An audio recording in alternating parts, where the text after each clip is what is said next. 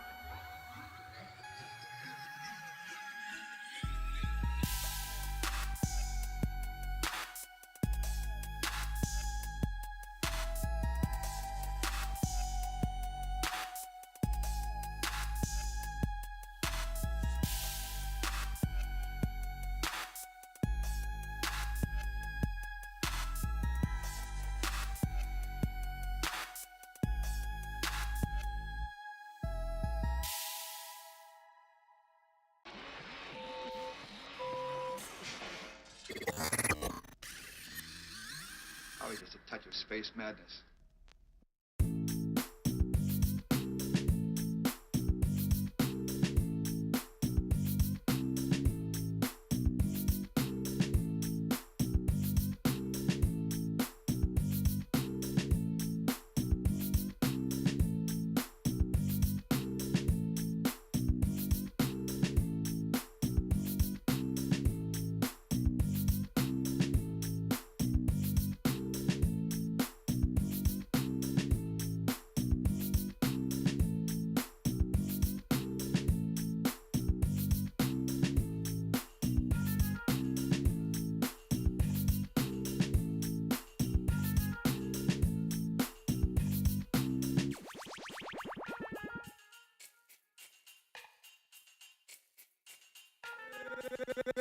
Gangsta Boogie.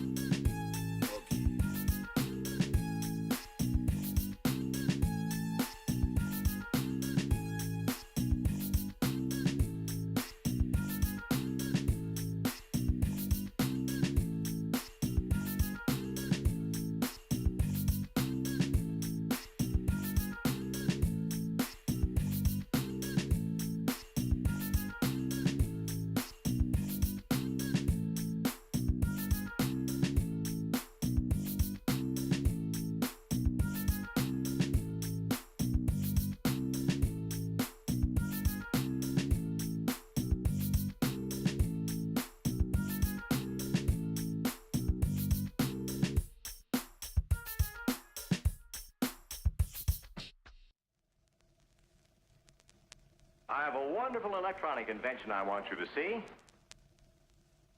Show you.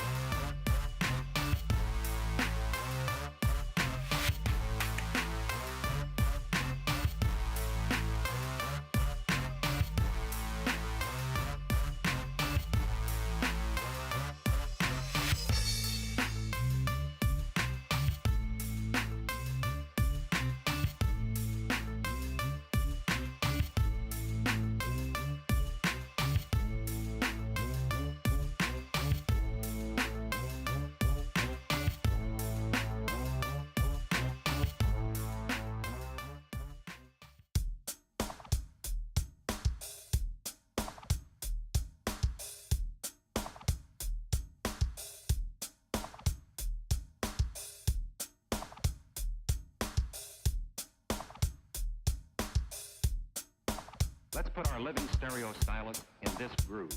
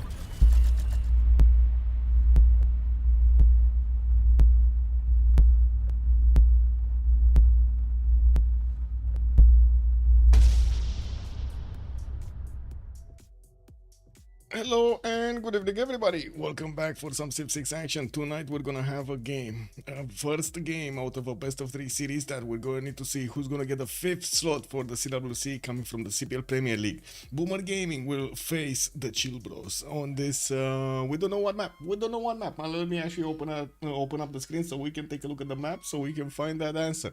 They're going through the ban phase, and as you can see, they did already take out Primordial and Highlands. Okay. Well, Highlands is out. The chat seems to be on fire today to have one of those fun maps revealed to us, and we're gonna need to see if we're gonna have some, tilted axes over here, maybe some lakes. I don't know if continents and islands is on the fun part, but something new.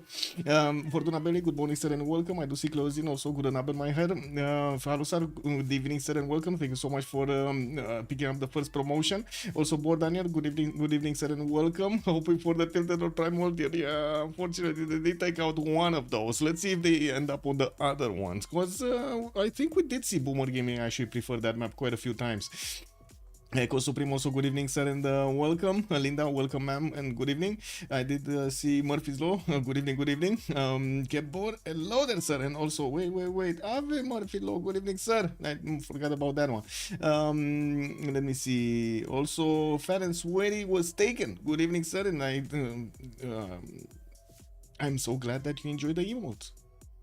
There we go. Okay. Whew. I think everything is over here. You vote Pangea East versus West. It is actually going to be a choice between these two maps. East versus West Pangea or Tilted Axis. Let's see which one is going to be actually chosen. We need to give them a few more seconds. And I do want to say hello also to Papas on YouTube and welcome everybody there.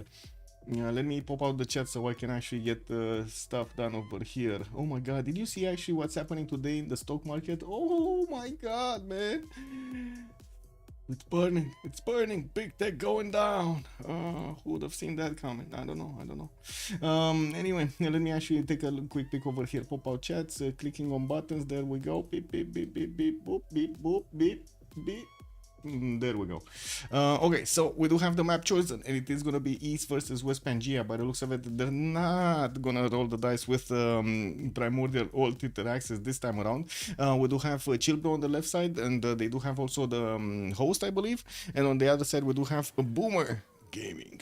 Well, they do need to go through the first 5 bands each on each side, and we're gonna need to see afterwards what kind of picks they're gonna go for. Pangea East versus West does pose a bit of a unique challenge. You do already know kind of the placements, emphasis on kind of the placements of the civilizations. You're gonna have 2 civilizations in front, in the middle of the map, toward the middle, and then 2 civilizations that are gonna be on the outside basically of the map. And the players do know who are those because of the slots, the arrangement of the slots in the game. So we're gonna need to see how they're gonna try to use that extra bit of information here to, get themselves some synergy going. We've seen a few tactics like double Indias being used on this, and we've seen also how Mapuche or Zulu couldn't actually keep up with their opponents. And let's actually see what's gonna happen today, and if we can actually have some boom going on. I do see Chillbro is gonna take out immediately one of the Indias. They don't want that. Nostradamus. Whoa. Well, it seems like yes. They do have a minute to go for each of these picks and bans, and I guess let me actually, I want to keep an eye on this because it looks interesting. I'm not sure if let me actually put it up here. This is what I'm watching now. You guys, oh my god, man. Oh my god, there's so much red over here. Let me actually get this link, put this back, because, there we go. Putting it back, opening new link. There we go. Yeah. Last hour, what's going on? It was on the plus last hour. I don't know. It seems like it's more going down. Did you see this year to date? Oh, yeah. I don't know how that can happen, man. Anyway, Basil II is gonna be taken out by the Boomer. By the looks of it, he's not gonna allow in Byzantium here. Basil II does have that amazing ability to just spread his religion everywhere, and the tank must do full damage against the walls if they do convert that city. So it's amazing. The double slam. We do have also Kublai Khan Mongolia being picked up by Chilbro as a ban here, and well, it looks like they're taking one of the Khans out. That's a bit unfortunate. That means less Kesheks on the map, and we already saw some how to say calls over here in the chat for a lot of Kesheks. Maybe they let loose Genghis Khan. There still is Genghis Khan, don't get me wrong, on the map. Easy short. Kabacho, good evening, sir. Yeah, easy short, exactly. Drama Queen Trump at it again, causing news. Yeah. Drama Queen. Oh my god, man. But it's funny, no?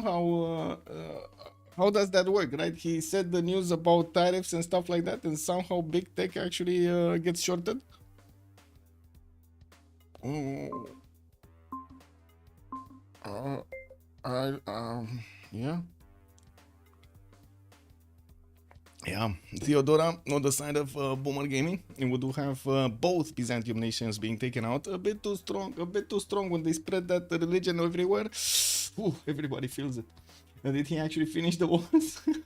I mean, we did see in some pictures, you know, at least for a few kilometers, there was a very high wall over there. No idea. Didn't Mexico solve that problem, or at least they said they solved that problem? Anyway, let me actually click over here on... Ooh, where is it? Mapping caster, there we go. Pangea EVW. Let's get the W, the big W going. Okay. So, it looks like Trajan Rome is also going to be taken out by the Chill Bros. So, they did take out 3 land war civilizations. On the other side, Boomer Gaming did take out 2. I would imagine they're going to keep on going on this trend. Let's actually see what kind of civilizations they're going to try to pick for their simming abilities. But in the meantime, I do believe we're going to see a lot more of these, I would say, very aggressive powerhouses showing up. We still have Alexander, Catherine de' Medici, the Black Queen. I would imagine also Julius Caesar is going to be one of the possible options. Nader Shah has always been performing well, and we've seen him actually surviving quite a bit, right? Surviving quite a bit. What is it? Neither in China nor in Germany walls worked out. Yeah, no, walls are it's even in Civ. Have you seen, like, I can actually say this in Civ, right? Why would you build a wall? There's like so many times, how to say, so many situations in which it's way better to not build that wall. Anyway, I do see Norway on the side of Boomer Gaming. Well, Konge is going to be the persona that's going to be taken out. There still is Varangian in the game, although I don't think I actually saw this in like Varangian being played on Pangea East versus West. I'm actually curious if they're also going to try to get something like Menelik II, but no, they're going to take out Cleopatra here. Okay, well, Montezuma is still here from the civilizations that are quite aggressive, and we've seen also a bit of a resurgence in Gorgo. At least in the last 2 weeks, we've seen it 2 times being picked, or 3 times being, I think 2 times being picked up, which was quite surprising because beforehand we didn't really see that much Gorgo at all. Didn't do extraordinary, but it did do well in the games. So let's actually see if we're also going to have some more of this Gorgo being picked up also in the CWC, not only in the qualifiers. They do have 3 more choices to go, 2 on the side of Boomer Gaming and 1 on the side of Chilbro. Oh, Mapuche. Mapuche gonna be taken down. Oof.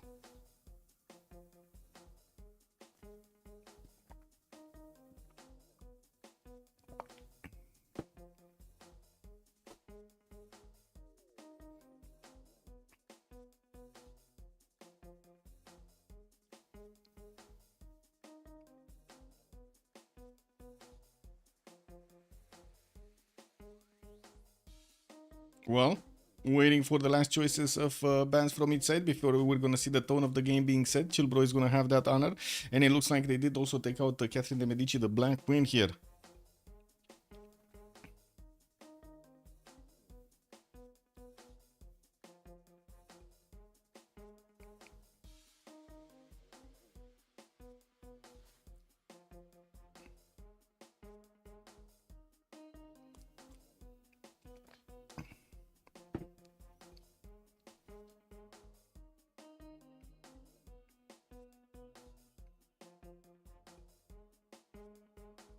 One last choice. It's a hard one for the Boomers. What are they gonna take out? There's so many good choices available for them to pick up. And just to also reiterate who are the players in the game, we do have today on the Boomer side Lenny Lyhan with Justice, Paul Hurst, and Forking Knight. While on the other side, on the Chillbrot side, we do have Fabian with Wayne's, White Rabbit, and Wasserschlange, which basically means a water snake. Let's see. Last choice is gonna be Philippe II. That's gonna be taken out. Oh, why would you take out Philippe over here? Because you know there's Babylon in the game. But yeah, let's actually see what Chillbro is gonna pick up. I do believe Babylon is actually a favorite civilization of Wayne's, if I remember correctly. So yeah, maybe that's one of the reasons they didn't take it out. Maybe they can take it in. Also, Prana Vashen, good evening, sir, and welcome. Bună seara, domnule. Wait. Namaste? I think. Anyway, Zulu is gonna be the tone of the game. Okay, well, we do have the early cores and the early armies that are just waiting to get onto the board, and we're gonna need to see if Zulu is actually gonna have his match or he's gonna totally stomp his neighborhood over there. We've seen it actually trade the punches with Coupe a few days ago. Didn't do that well, and it also did try to actually defend Maya. Didn't do that well in that part either, especially even with all of his bonuses activated. Well, I guess the only bonus that he didn't have was fascism at the late part of the game. Yes, okay, nailed it. I remembered. Yay, nailed it. Happens, man, happens. Okay, let's see. What do we have here? Oh, by the way, did you see the CVFR data website, Pranavashen? There's CVFR data. There we go. You see this? These are what the French are starting to actually get. Amazing, right? And this is parsed from the report channel and just displayed on the website, and you get to actually see who played what, not the names though. I think you can click on them and see the yeah, there we go, more details over here slowly showing up. Oof. Beautiful, look at this. It's amazing. Anyway, let's come back to this. Boomers are gonna go for Portugal. We do need to see their second choice also. Portugal is going to be a coastal nation. We're going to need to see if he has somebody to actually trade with, or a city-state. I don't know. Otherwise, internals are the way to go. He's also going to be on the outside of the map, I'm pretty sure. Like Zulu is going to be on the inside of the map. He's going to be one of the brawlers over there. And then Portugal is going to be one of the simmers outside of the map. Now, the question is, are they actually going to go this 1-1? As in, you know, pick like one simmer, one damage dealer, one brawler? Or are they going to go 2-2s? As in... you know, both on the side of Jilpro are gonna be damage dealers, and both on the side of Boomers are just gonna be simmers. So they don't really. Oh my God, Frederick is coming in. Frederick is coming in, man.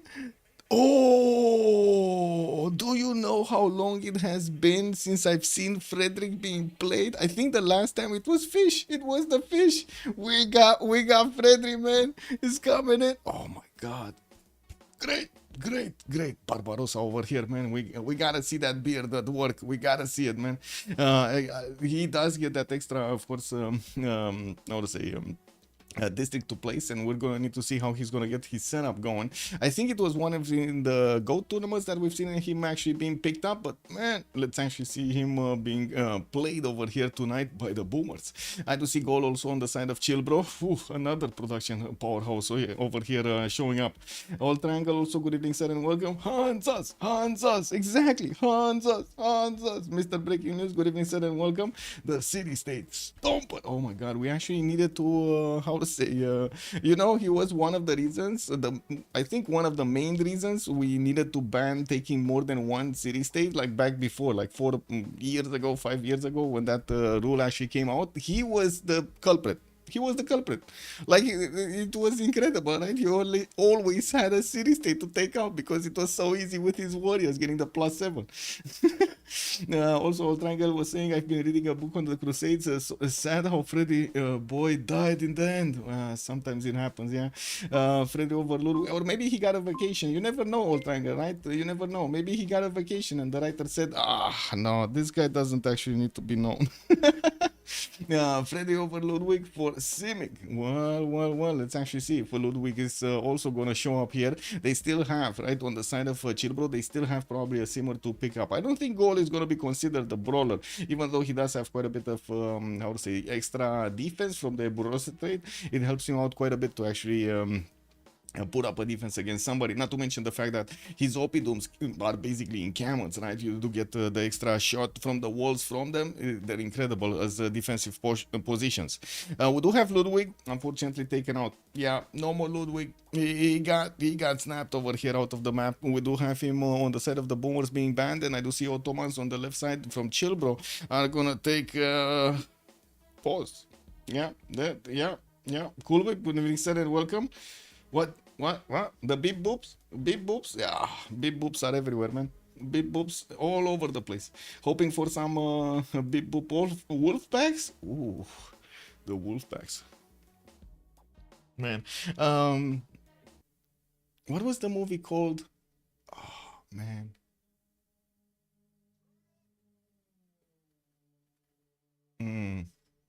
There was a movie about how to say, a destroyer captain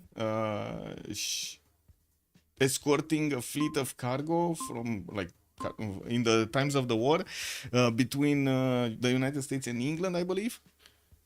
Really good movie, but I totally forgot how it's called. I'm sorry. No, on this side, I need to actually search a little bit over there. I think he was with the one that, oh my god, with the actor that was stranded on an island somewhere, and they made a movie out of it. Anyway, it is what it is. My mind works in weird ways on this one.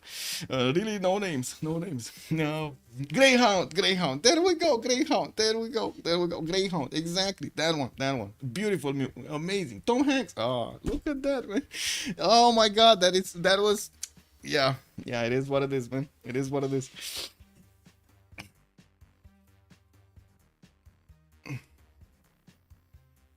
Boomers still remember the times of Crusades happening. Yeah. Oh, Vietnam gonna be taken out by the Chilbro. That's another damage dealer, a pretty important one. And I do see, wait, they didn't actually ban the last one? They didn't get the last ban going? Was that a ban or a pick? Was that a ban or a pick? How did they not pick? What's the last ban? Muhteşem? So wait, justice is wait, what? Hungary didn't Muhteşem? Somebody's saying Muhteşem. So wait, Muhteşem banned. I don't know. Is he banned? Is Muhteşem banned? Why would you ban Muhteşem?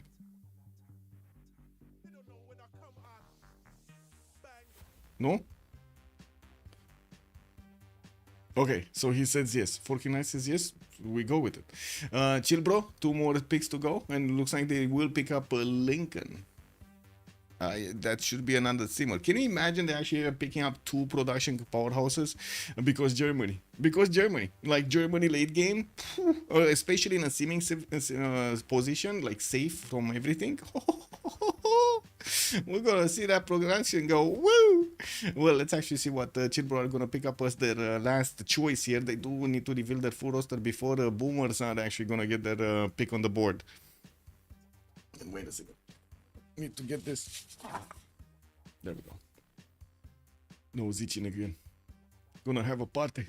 Illinois on the side of Chilbro. Okay, so that's a simmer. So they have. So who are gonna be the brawlers? Is it gonna be Lincoln with Lincoln or Goal with Zulu? Zulu is definitely gonna be on the front line, right? But which one of the other ones are gonna be on the front line? I don't know. We're gonna see them being picked up in the actual lobby, and I'm pretty sure with what was it? The brawlers are bottom and the simmers are top, if I remember correctly. Like the first 4 slots are simmers and the last 4 slots are brawlers. I think. Let's actually see what's gonna happen. I'm pretty sure we're gonna figure it out slowly. Boomer Gaming, what do we have here? Waiting for selection. We're still waiting. Oh, Genghis Khan. Oh, they're letting him loose. And I do have to say, I really like the fact that Boomer Gaming are going to have basically like a third Civ that can apply power on the map. The fact that Hungary does get that ability to actually, levy city states and just bing, bing, bing, bing, boom, boom, boom, just take you out over there from the other side of the map is going to be amazing. They basically have the third brawler. Now, we're going to see if those city states are going to be left alive over there for them to actually react. Zulu and Goal, bad matchups for Genghis. Yeah, not the best ones. But anyway, I need to swap with Wayne's. Hopefully it's gonna be a good swap. Yes, yes, we made it. We made it without actually disappearing from the lobby, boys. Okay, let me actually back out and rejoin the lobby so I can fix any kind of zero EMS problem. Oh, network connection to the host has been lost. What? No. No. Okay, I need to make my own lobby, then rejoin, then click on buttons, then click on more buttons, then click on the other buttons, and so on. Okay, I clicked, and we're in. I think we might actually need to rejoin another time, but let me double check. It's fine, it's fine. Looks like it's fine for the moment.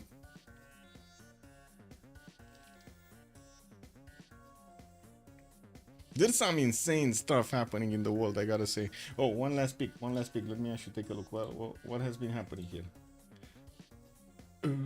It's still going up. It's still going down. Yeah. Yeah, not sure what's happening. And what's happening with Civ? Ooh. Oh, they got to 13,000, man. Yeah. Yeah, I guess we'll see.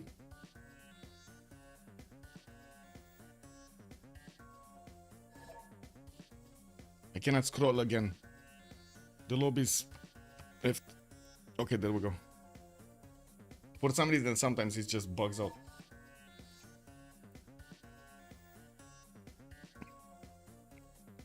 Starting position is first forking. So okay, perfect. Anyway, so yeah, top is gonna be the Simmers. We got Joe the Third, Frederick Barbarossa. I do see Eleanor of Aquitaine being picked up. Wayne's is gonna play it. We got Paul actually on Frederick. Justice is gonna go for Joe the Third.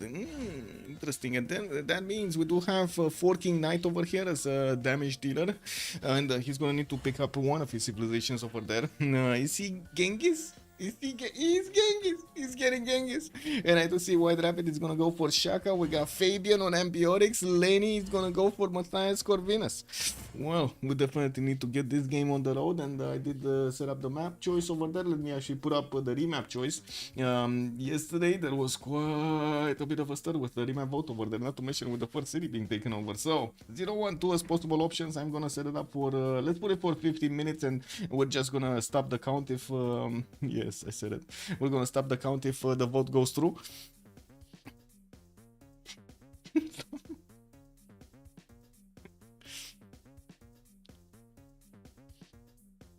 Okay, there we go. Getting in, boys. We're getting in.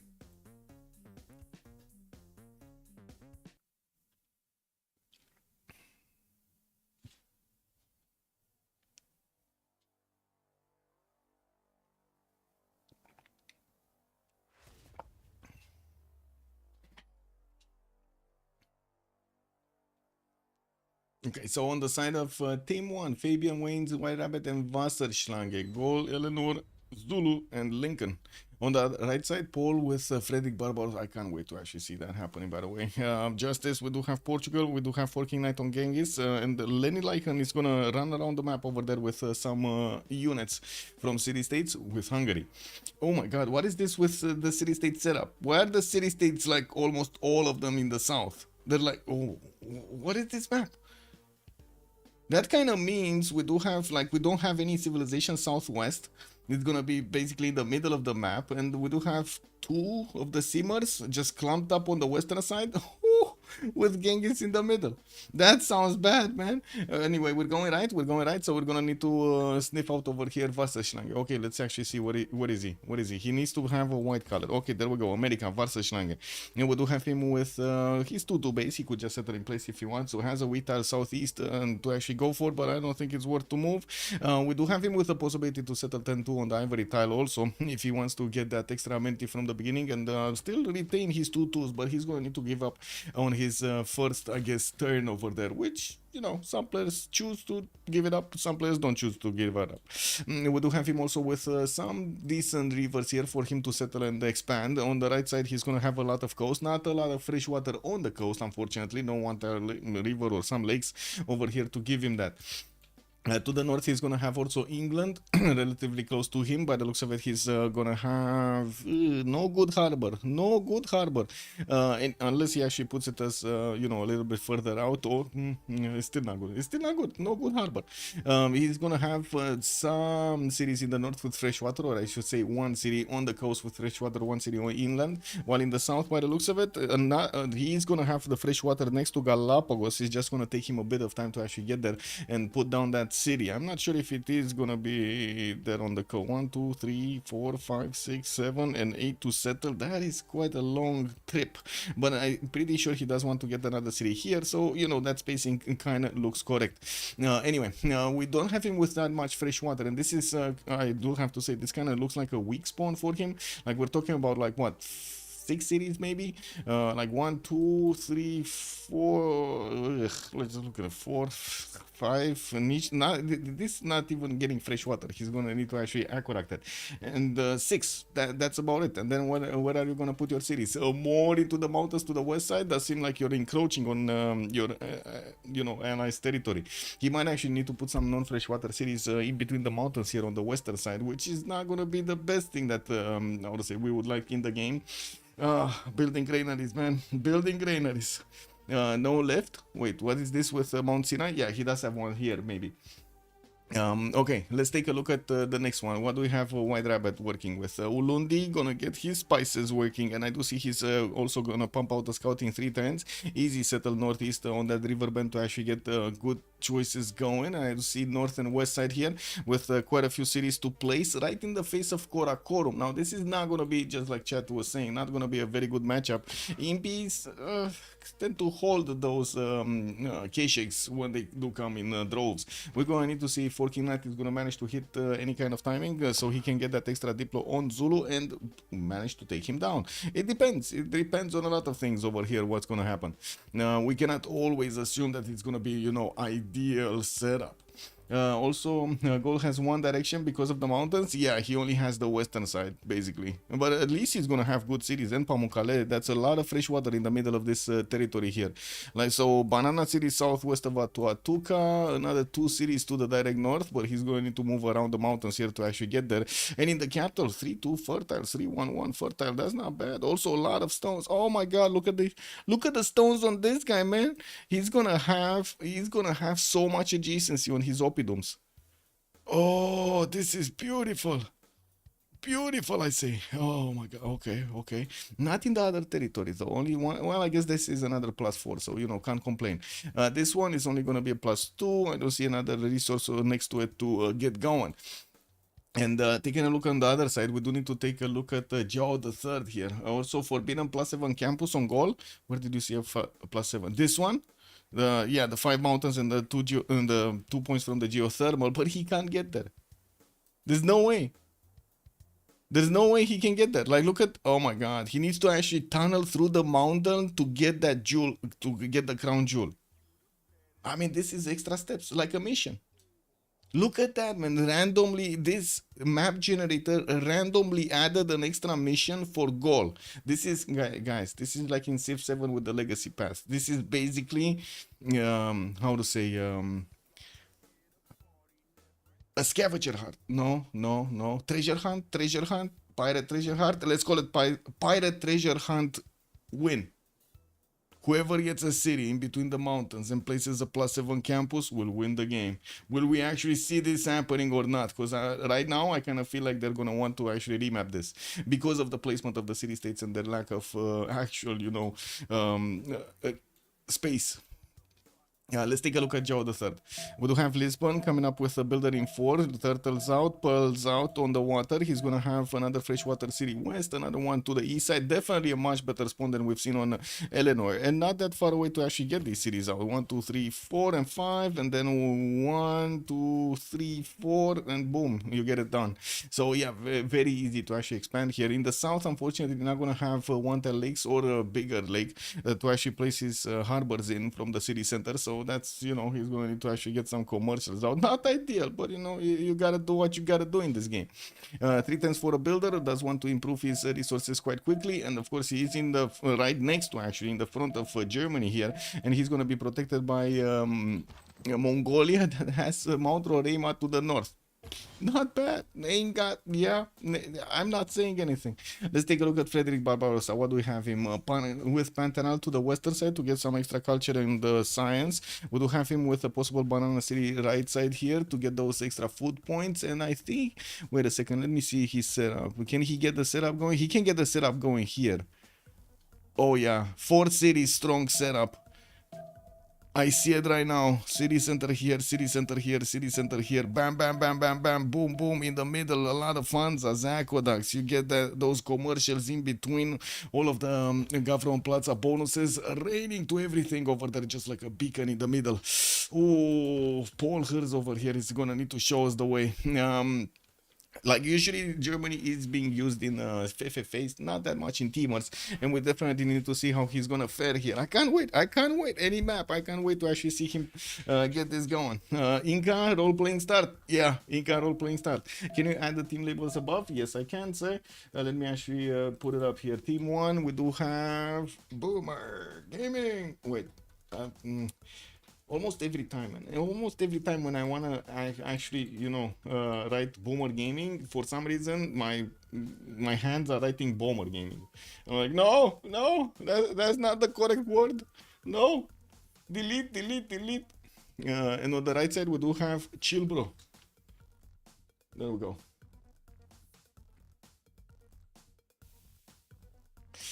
Is Germany extra free district slots still unlocked at guilds? Yes, as far as I know, yes. It shouldn't matter though, like it will not take him that long to actually get to guilds, especially in a teamers format when he does get the Pendussian voice basically guaranteed over here. We're going to need to see how he's going to try to actually get his setup quickly going, and of course the city placement is going to matter quite a bit over here. Usually Germany does want to prefer to actually get the city placements for its setup, not the best spots for the city centers themselves. Let's see also next up Genghis Khan, Karakorum, getting to see also Zulu next to him. We do have a setter coming up in 410s, and I gotta say he's very close to Hungary, so they're gonna actually put their muscles together to take on Zulu, while I do see Gol is basically on the front line. I don't think he's actually gonna interact that much with Mongolia, and of course we're gonna need to see what Forking Knight is gonna do during the game. Has on the rivers to the northeast to go and expand, and I do see he's gonna have also a good backline, a strong backline here with a river giving him those possibilities to settle and get quite a few resources, not to mention a lot of food over here, sugar tiles, cattle tiles, and so on. We do have him needing to actually scout out his opponent's cities, and he is sending 2 of these scouts towards him. I do see the moment, I don't think he actually met Gol, or maybe they met alongside this river on the, you know, each one of the shores, while of course Fabian is trying to also get his Gesate to be as close to Mongolia as possible. He might actually get to create some discomfort over here for the settler coming up from Karakorum. We do have also Buddha with a settler in 3 turns. In the capital he's gonna have at least 2 tiles for the Pearl of the Danube bonus, which I'm pretty sure he's actually gonna get a third on that on this iron tile.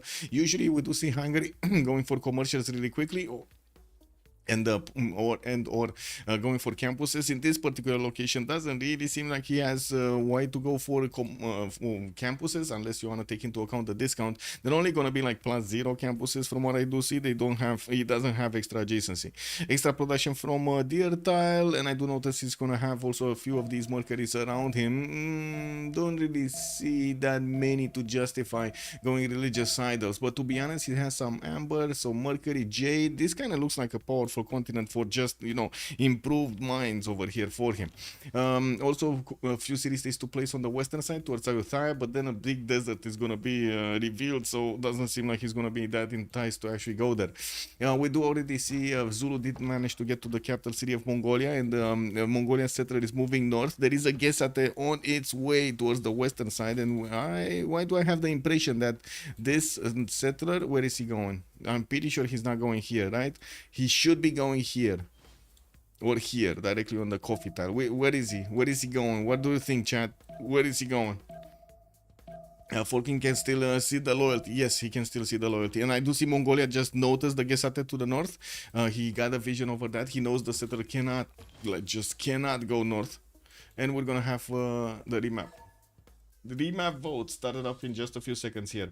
Just a few minutes, so put your choices right now. If you didn't put your choices for the remap vote, put them right now. We got a minute, and I will end the submissions before the vote is getting revealed. I'm just sitting with the click on the button. With the button on the click? How do you even say that? Finger on the button, I guess? My mind on the button? The funny button. Yes. And submissions. I did it. I clicked. I don't know. It was I got scared. I clicked. What's happened? 012. Okay. It's gonna be a remap. It is gonna be a remap, and it looks like not the boomers. It was Chill Bro that wanted to remap this. I mean, it kind of makes sense, no? They kind of had the low end of this map over here, the east. Whoa, Vastaschlange going non-fresh water on the coast for a 2-3-1 ivory tile. Okay, okay. Let's go. Trolling.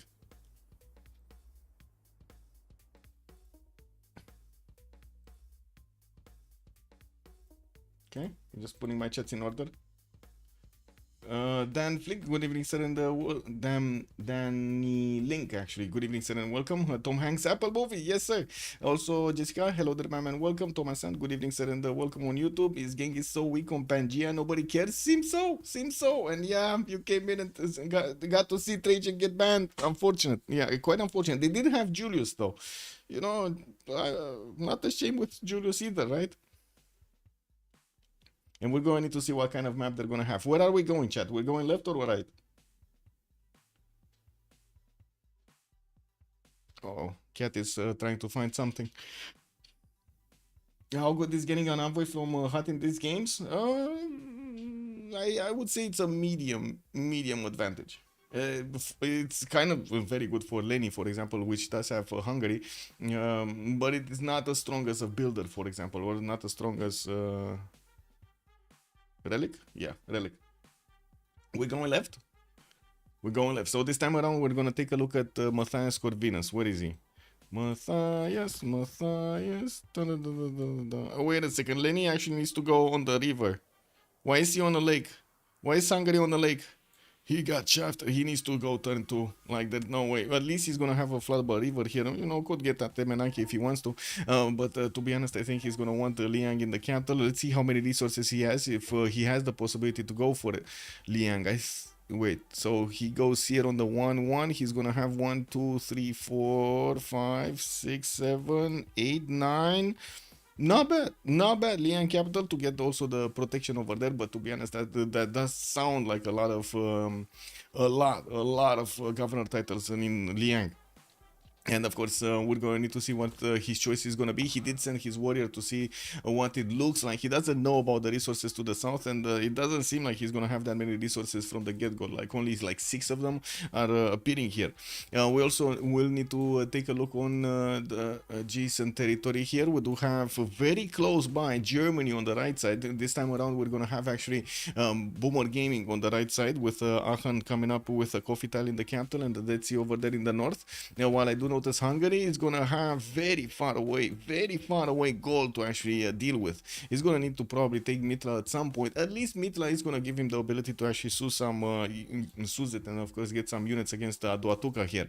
Looking at the next one, let's see, Genghis in the south. Quite close, by the way, quite close to the spawn of Hungary. They can actually trade from the beginning. Karakorum is going to have his 3-2 banana to the southwest, and I do see multiple 2-2s ranged to the northeast. Some tobacco tiles, but they lack the production points, so I don't think this is going to be actually something that he really craves. Western side going to have easy settles on the rivers here with multiple 2-2s to bring forth. One over here, easy to get to. And I do notice to the southwest he's also going to have in that direction Zulu to go against, so I'm pretty sure he's going to try to get his setup on these rivers here. Might even take Brussels as a third city and even go forward on this lake. We're going to need to see also how Ulundi is going to react to all of this, because I'm pretty sure he's also going to want to get some cities in this direction. Not sure how close, not sure how far. It kind of depends on his comfort level on the choices, because I see the land, it looks pretty good, right? He could go further, he could go and stay a little bit behind the Brussels here, or further behind Brussels. We do also need to take a look at Frederick Aachen getting scouting 3. Let's see on the settle to the north. No more big setup, no more big setup for him.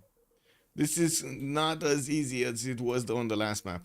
Anyway, I guess it is what it is. We do have him with some rivers to actually go and settle. Not a single city can actually be placed to the southwest of Aachen with fresh water. He's going to need to aqueduct it, and not going to be a pleasure.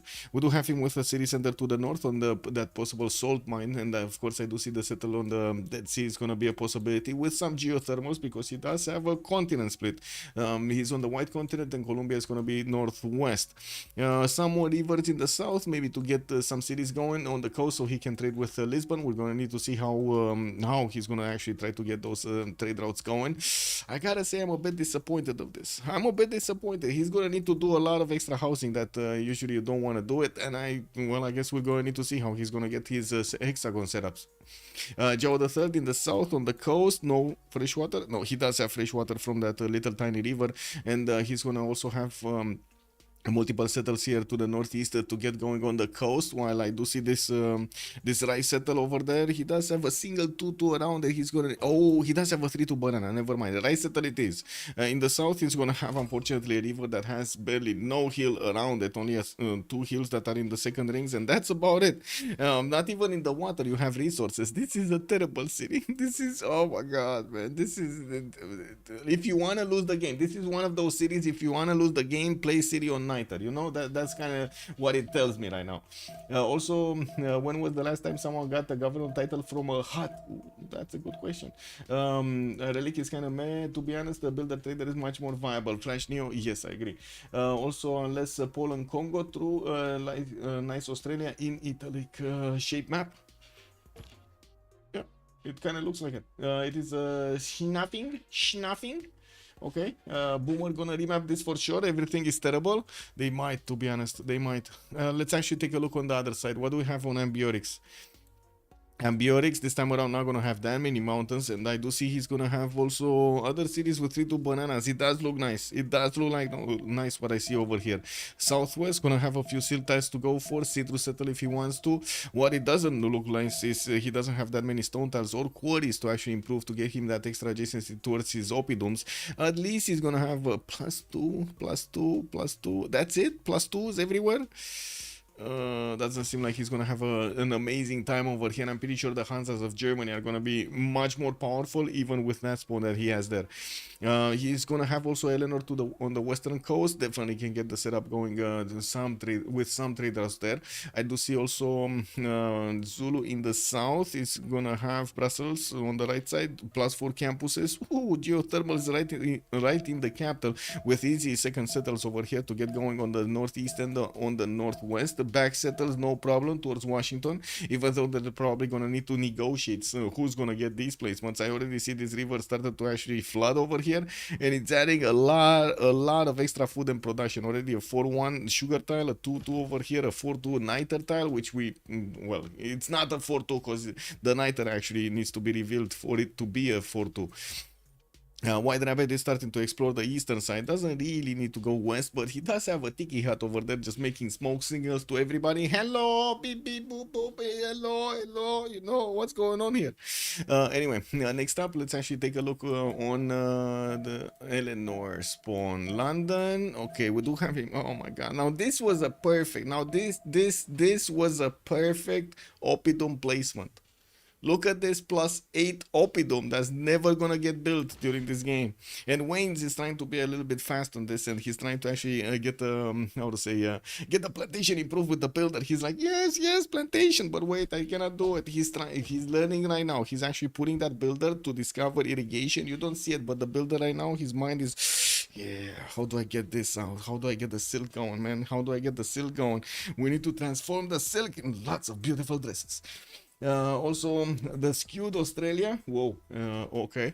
We got some one, the Old Faithful to the northeast, which is not going to be that great. And I do see the coast southwest is going to give him a lot of fresh water, with also at some point Torres del Paine is showing up over there as a possible placement. But I think Vasashrang is actually going to get there first.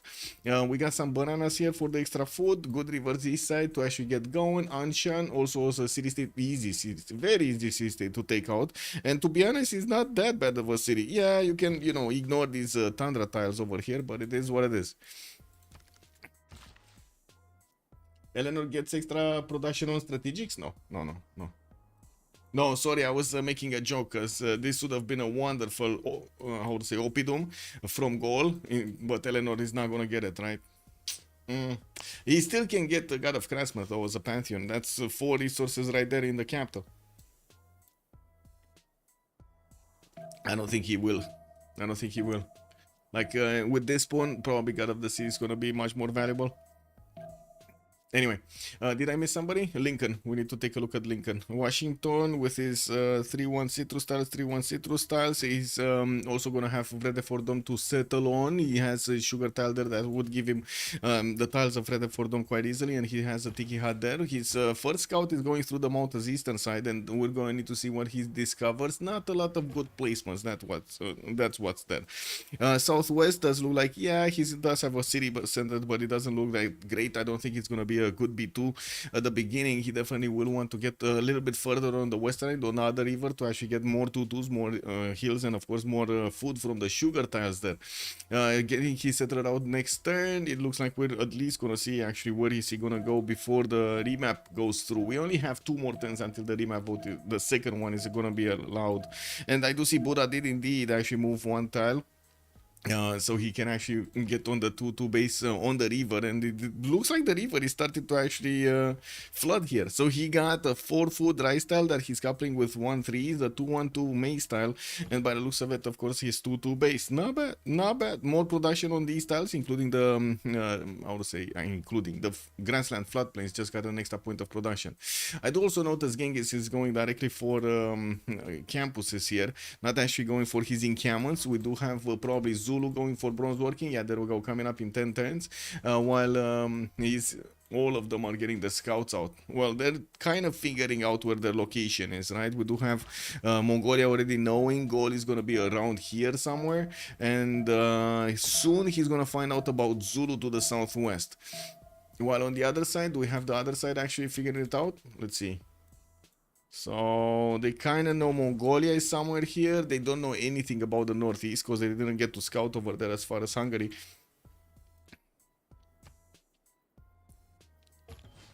Okay, Cetra's coming out. I think she gets in vanilla, or maybe I'm confusing her with the other England, the +2 production on iron. That's Age of Steam. That's, if I remember, that should be Age of Steam in the base game. On the strat, isn't it? Isn't it? I think it is. Let me actually... Eleanor Civilization 6. Let's see. Eleanor Vaquitane. Wait. Every great work builds a population. No? Is it Elizabeth? Oh, Age of Steam, sorry. So Eleanor, no. Age of Steam.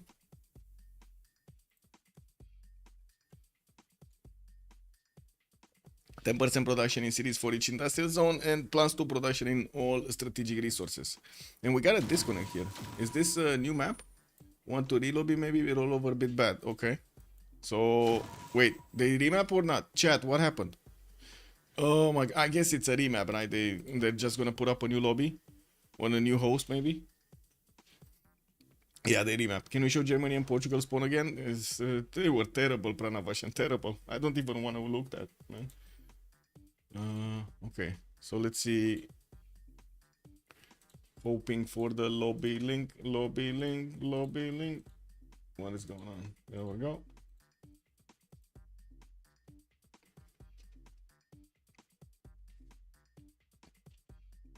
Whoa. What happened there? This lobby dropped out of a sudden over here. Wow.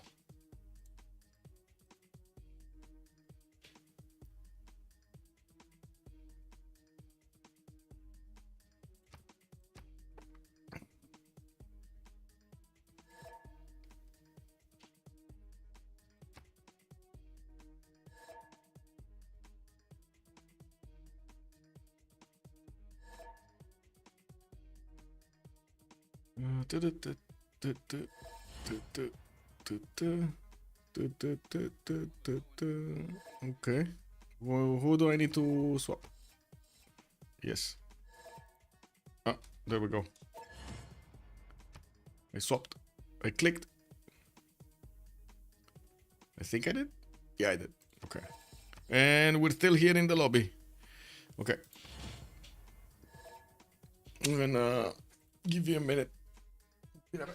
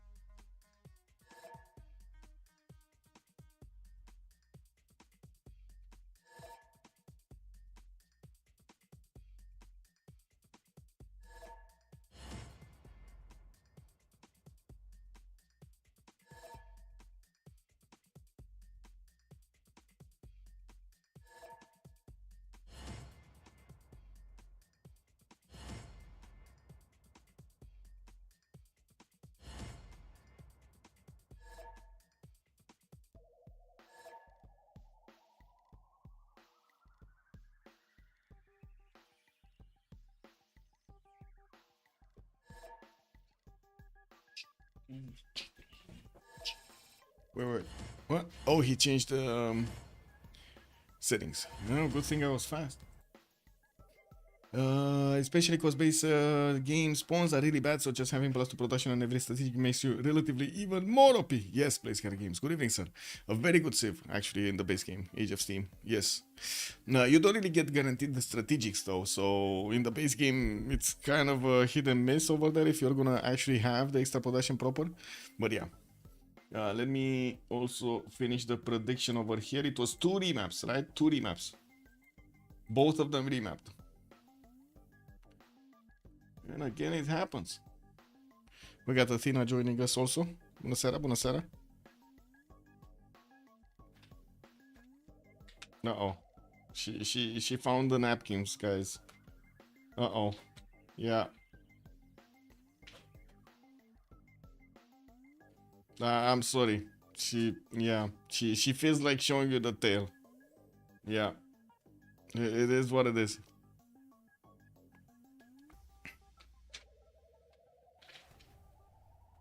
We're going left or we're going right? I actually need to see chat for this question to be answered. I don't see chat. Tina, you're not invisible. Anyway. Yeah. Queen Athena. And here.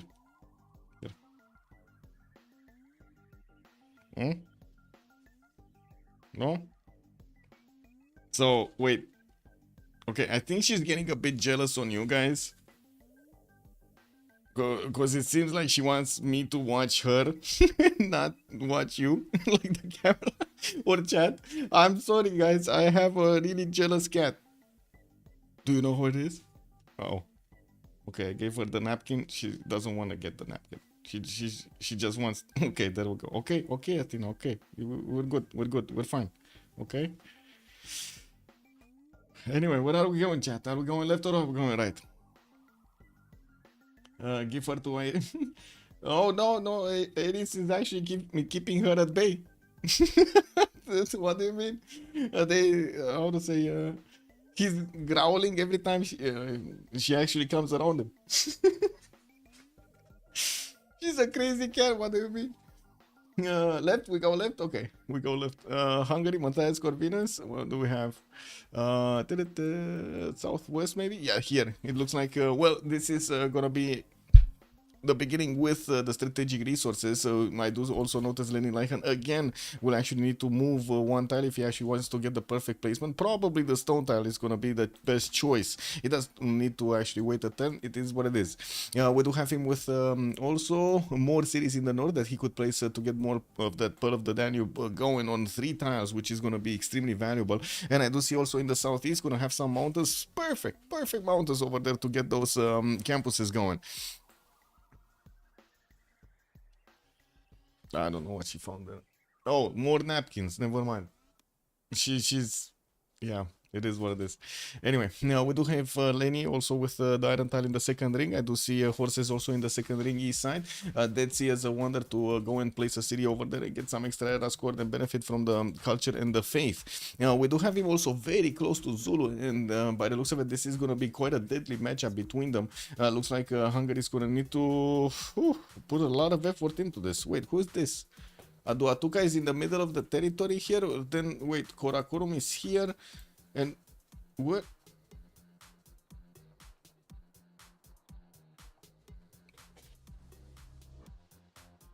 Oh, Portugal is on the coast. I was thinking there's a missing Civ somewhere, or the fourth one. He ended up with the short straw again. So instead of actually getting here somewhere with Torres del Paine, with a few mountains, coast, and some reef fish and so on, Anshan to take out, he spawned here. I guess it is what it is. He's gonna need to share. He's gonna need to share with his teammate, with Paul. Anyway, Athena, what did you just hear her? She's just totally not kidding. Wow. Well, give me a sec.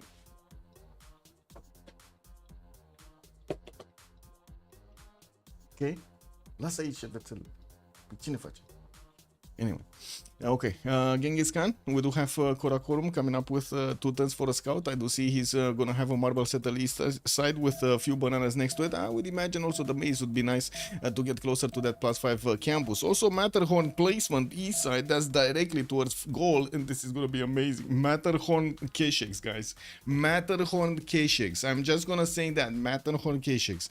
We do have on western side a few cities that he can place on the rivers, but I think he's actually gonna keep going east or south because he does have Aachen over there, and I'm pretty sure they do want to give as much space to Aachen, especially since they don't have that much space for Portugal either.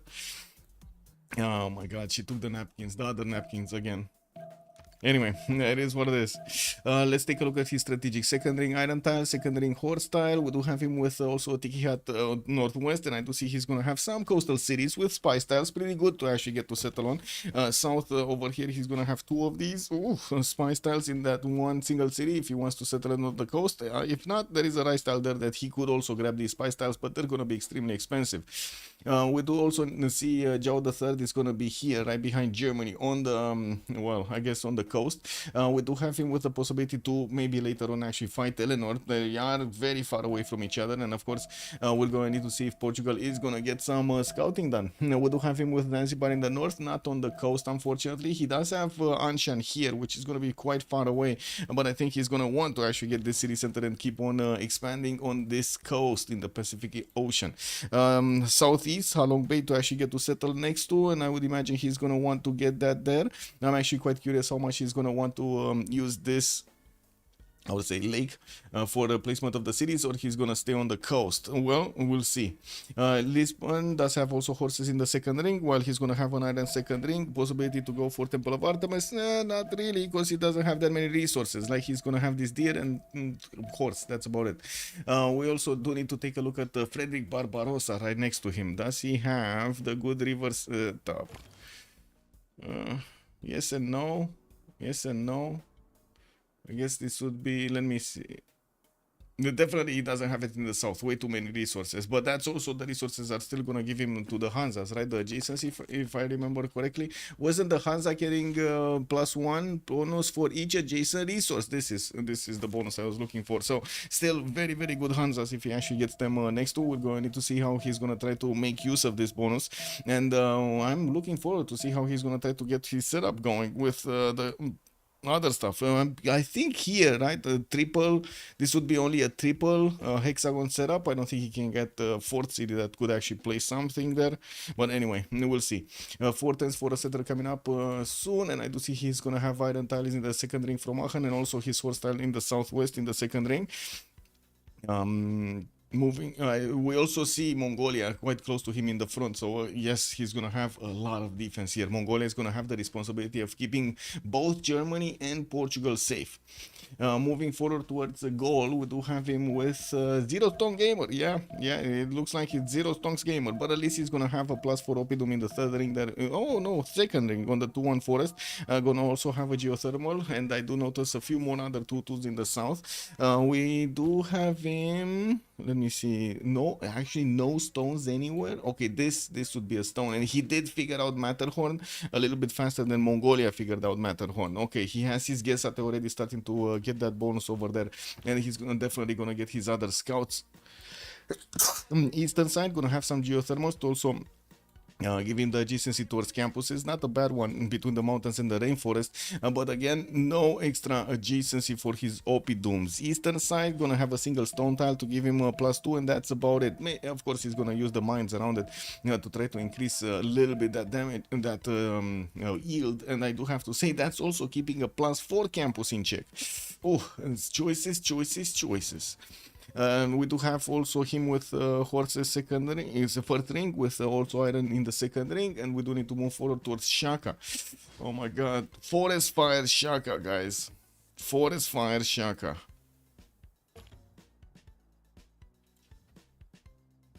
Banana City Forest Fire. Banana City Forest Fire. How long is this forest fire gonna go for? Like, you see, because it's a rainforest forest fire, and I do see it's one of those little, like, very, very unlikely scenarios that it actually crossed on over a river.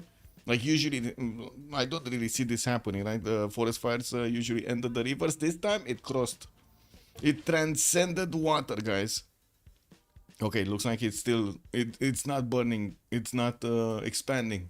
Oh well, Ulundi gonna get the setter out next turn, and he does have the opportunity to go southwest, just get his cities a little bit closer to Hungary. I don't see an easy cities placement for him to go directly to the western side, and I do see a few geothermals here, meaning that we're gonna have a continent split.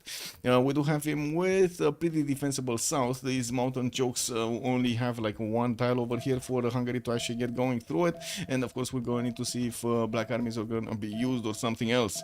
I do want to also point out strategic resources, iron second ring, horses second ring, gonna have Vatican City to maybe take out, but that is gonna be quite a bit closer to Mongolia. And I do notice the Gesate is actually keeping away the Mongolian units from stepping on Matterhorn.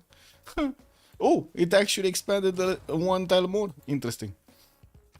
Okay, well, Ulundi here just got his settler. He sees the scout on the south. He does also see the northwestern warrior from Hungary.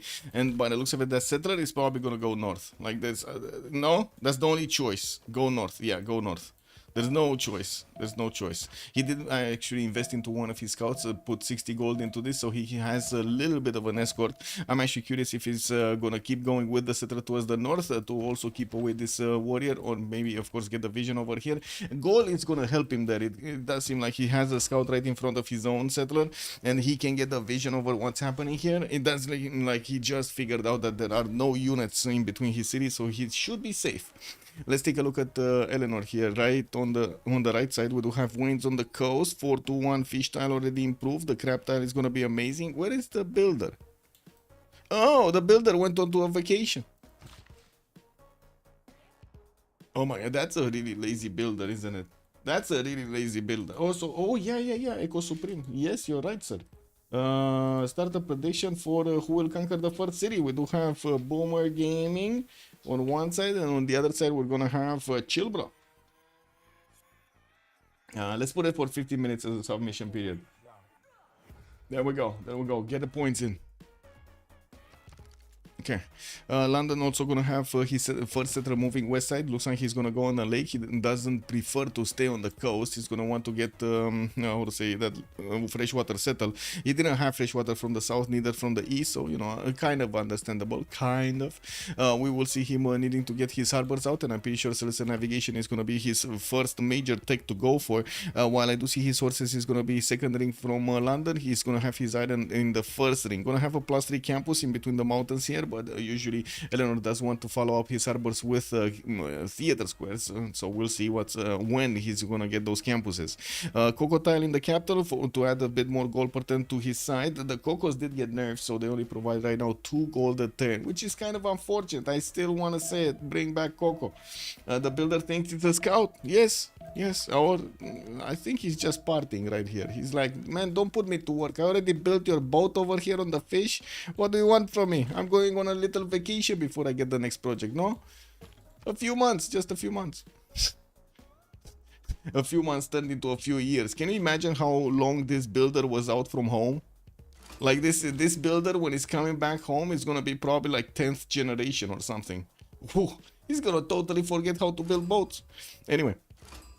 We do need to take a look also on Abraham Lincoln. We do have irrigation coming up in 4 turns from him, getting a setter out in 2. And by the looks of it, we're also going to see him having a possible Etemenaki city to the northeast. I would say actually that's a must-have Etemenaki city to the northeast, because otherwise this looks terrible. Just insanely terrible. He needs Lady of the Region Marshes there. We also have him with, what is this gypsum heaven over here? 5 gypsum tiles on the western side where he can get a city but no food to actually make you know, the use of all of them.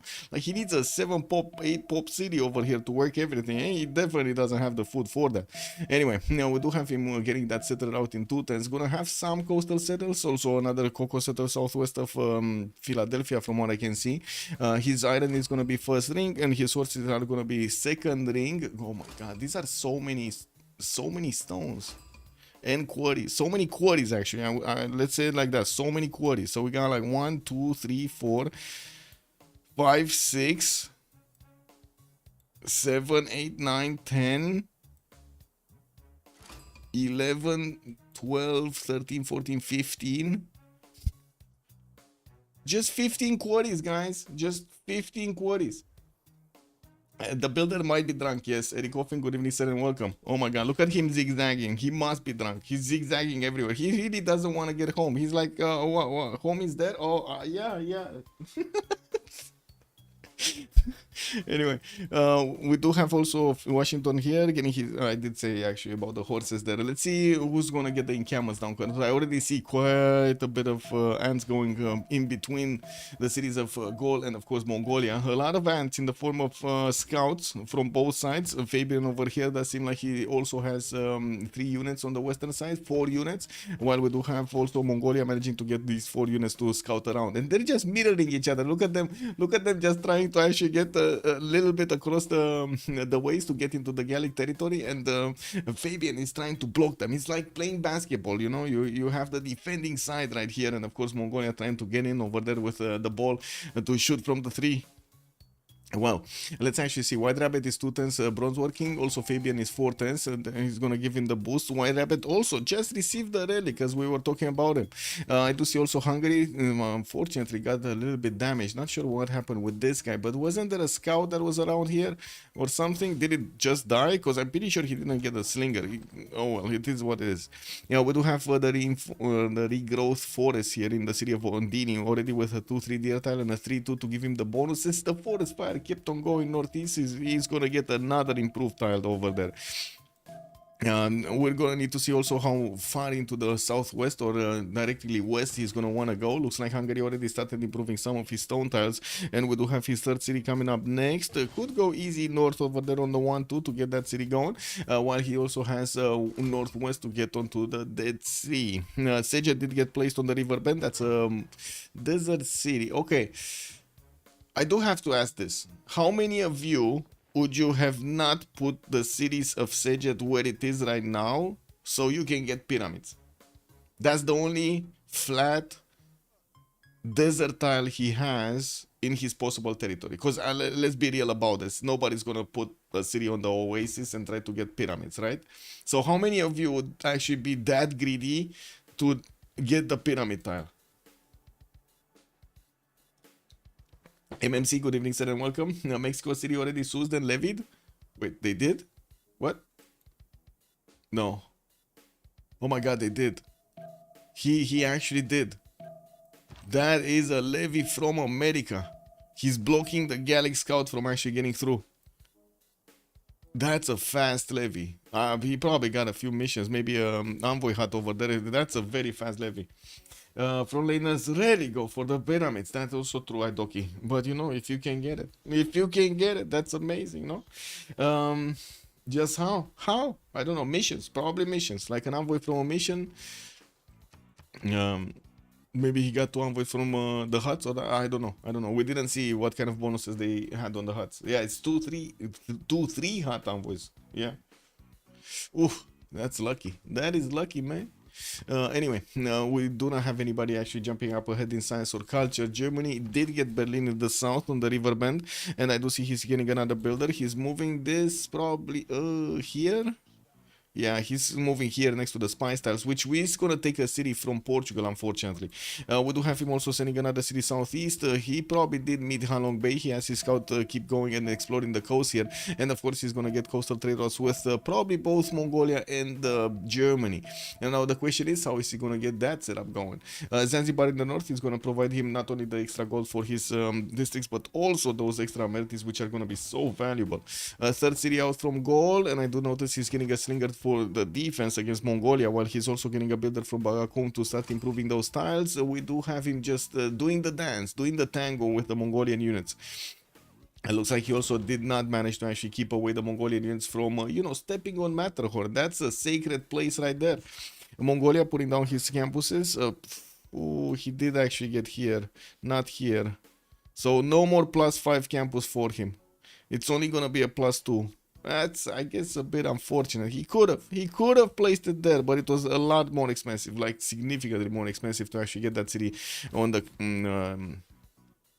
main style.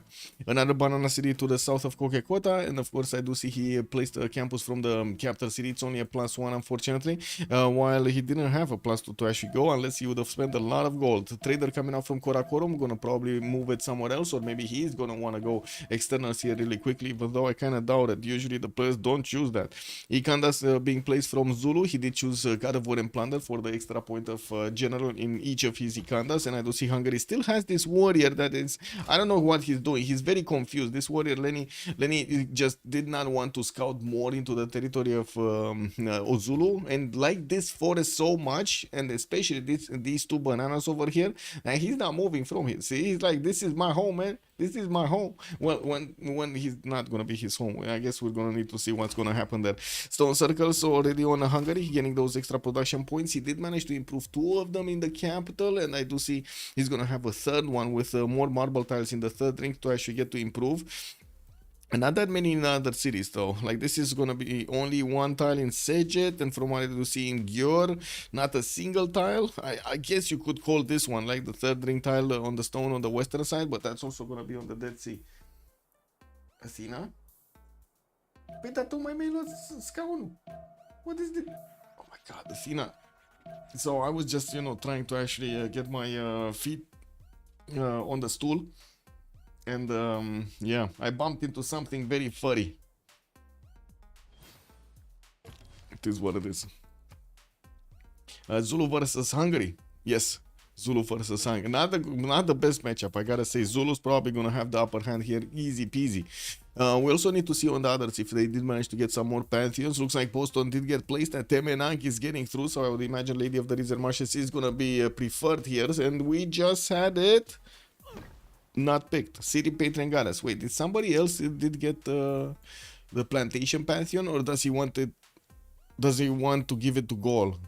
Oh well, I guess they're gonna split that up somehow. We do have Braga also settled on the lake. That seems like he's getting that Portuguese third city to the south. Lisbon is gonna get his first trader out. Doesn't really have anything to trade with unless you take into account Anjan, and we're probably gonna see internal traders for some time.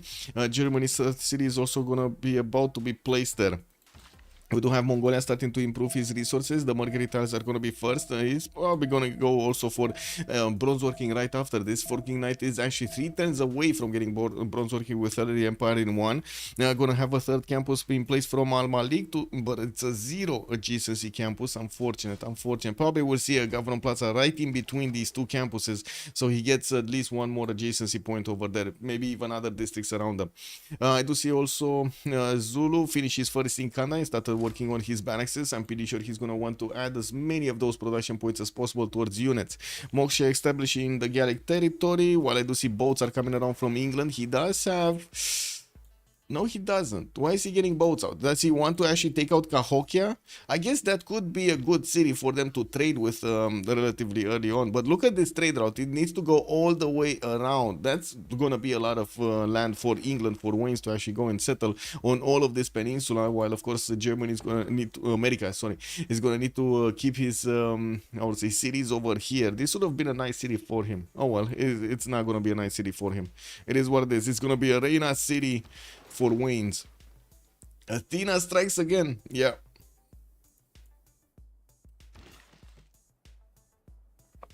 Galleys in Liverpool. Monuments in Birmingham, and of course the cocoa he didn't start to improve his plantations yet, or his strategic resources for that matter. This might be a problem. Now we're also going to need to see how quickly Mongolia can actually get to his generals, because Zulu is already starting to make 2 general points. He's going to get more, a lot more soon. Another Ikanda coming in for another 2 points per turn, and I do see in 3 turns we're going to see another one finishing up in Norwengu. While at the moment Hungary did not go for his bronze working, we do have Lenny still going for currency in 4 turns, and I gotta say I have a really bad premonition about this, a really bad feeling about this. Will he be able to withstand the attack of Zulu?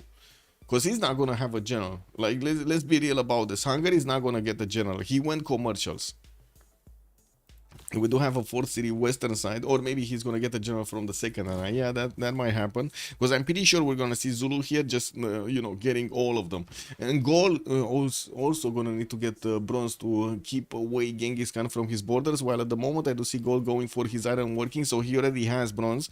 He's going to start improving his iron tiles, and we're going to need to see him putting down his districts. Is he going triple encampment setup or not? His Gesate is getting bullied so hard. So hard over here. The scouts are just having fun with this Gesate, and now we do have a Gallic scout coming in to help him. Looks like there's a lot of bullying going around. Also, Gaul has... Oh, look at this. I think he just checkmated the scouts of Mongolia. Zulu is going to pillage every mine. Yeah, for sure. What are you guys voting? Well, who do you think is gonna actually get the first city out? Click, clack. Boomer Gaming or Chilbro? Chilbro, you think Chilbro is gonna get the first series out? Okay. Interesting. So White Rabbit, Fabian, Waynes, and Wasserschlangen. Well, kind of seems obvious, right? Because Hungary gave up on his banana and it's coming back. We do need to see if Lenny is gonna manage to get the units out in time. Eleanor here is still getting his boat. Moksha still establishing. Moksha establishing here in Gallic City, and we do have Etemenaki keeping on building in the city of Boston. He did buy out a 1-3 tile to the eastern side to actually give it a little bit more production. Yeah, he's slowing down on the population growth, but still that's fine. On the west, we do have also God of the Sea being picked up by Portugal, and I do see he already benefits from one of these 4-3-1 fish tiles. He did manage to start to get Coimbra improved, and we're probably gonna see another city soon on the Halong Bay on the eastern side. Yeah, we also need to wait and see if Germany is going to get a city here in the south. That would be quite important for him. Portugal is also helping out on the defense. America did manage to get a warrior to scout out the German territory, and I do see his builder is getting very uncomfortable here. With Moksha establishing in Aachen, we do have a 4th city coming up from that capital city, and Berlin also going to try to get a 5th one. Forking Knight also going to discover his irrigation. Interesting. Well, I guess he's gonna need to get that builder to improve his plantations. Not sure about that irrigation here. plantations and iron really need to get going. Not sure if he actually has time to build all of these like wine tiles, you know, bananas and so on to get them improved for the extra gold. He's finishing his monument from Kogakota, and Al Malik is gonna finally finish this campus. Korakoromu did not keep on working on his initial campus being placed over here. The +1 just didn't seem it's important. We don't have in the scientist screen Hypatia first, and I do see Mongolia did manage to get a few points here. In the engineer screen, we do have B Sheng as the first one. Merchants, Marcus Licinius Crassus for those 90 gold points from acquiring tiles.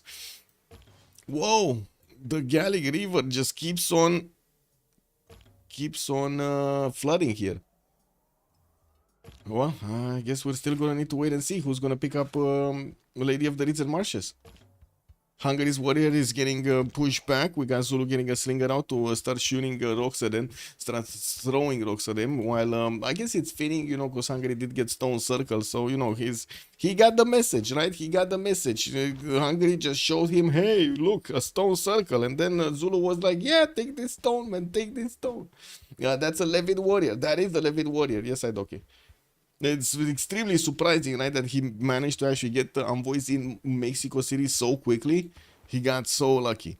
In the city-states, we do have Anshan with Mitra and Nalanda for the players to actually benefit from. Mitra is here, Nalanda is here, and then Anshan is going to be here. So all of them are going to be in the south part of this map. Johannesburg, Brussels, and Mexico City for the industry. I do see Zanzibar, Muscat, Cahokia, and Mogadishu for the trade bonuses, while in Gazargamu is going to be a military bonus. Vatican City also religion. Religious bonus. Okay.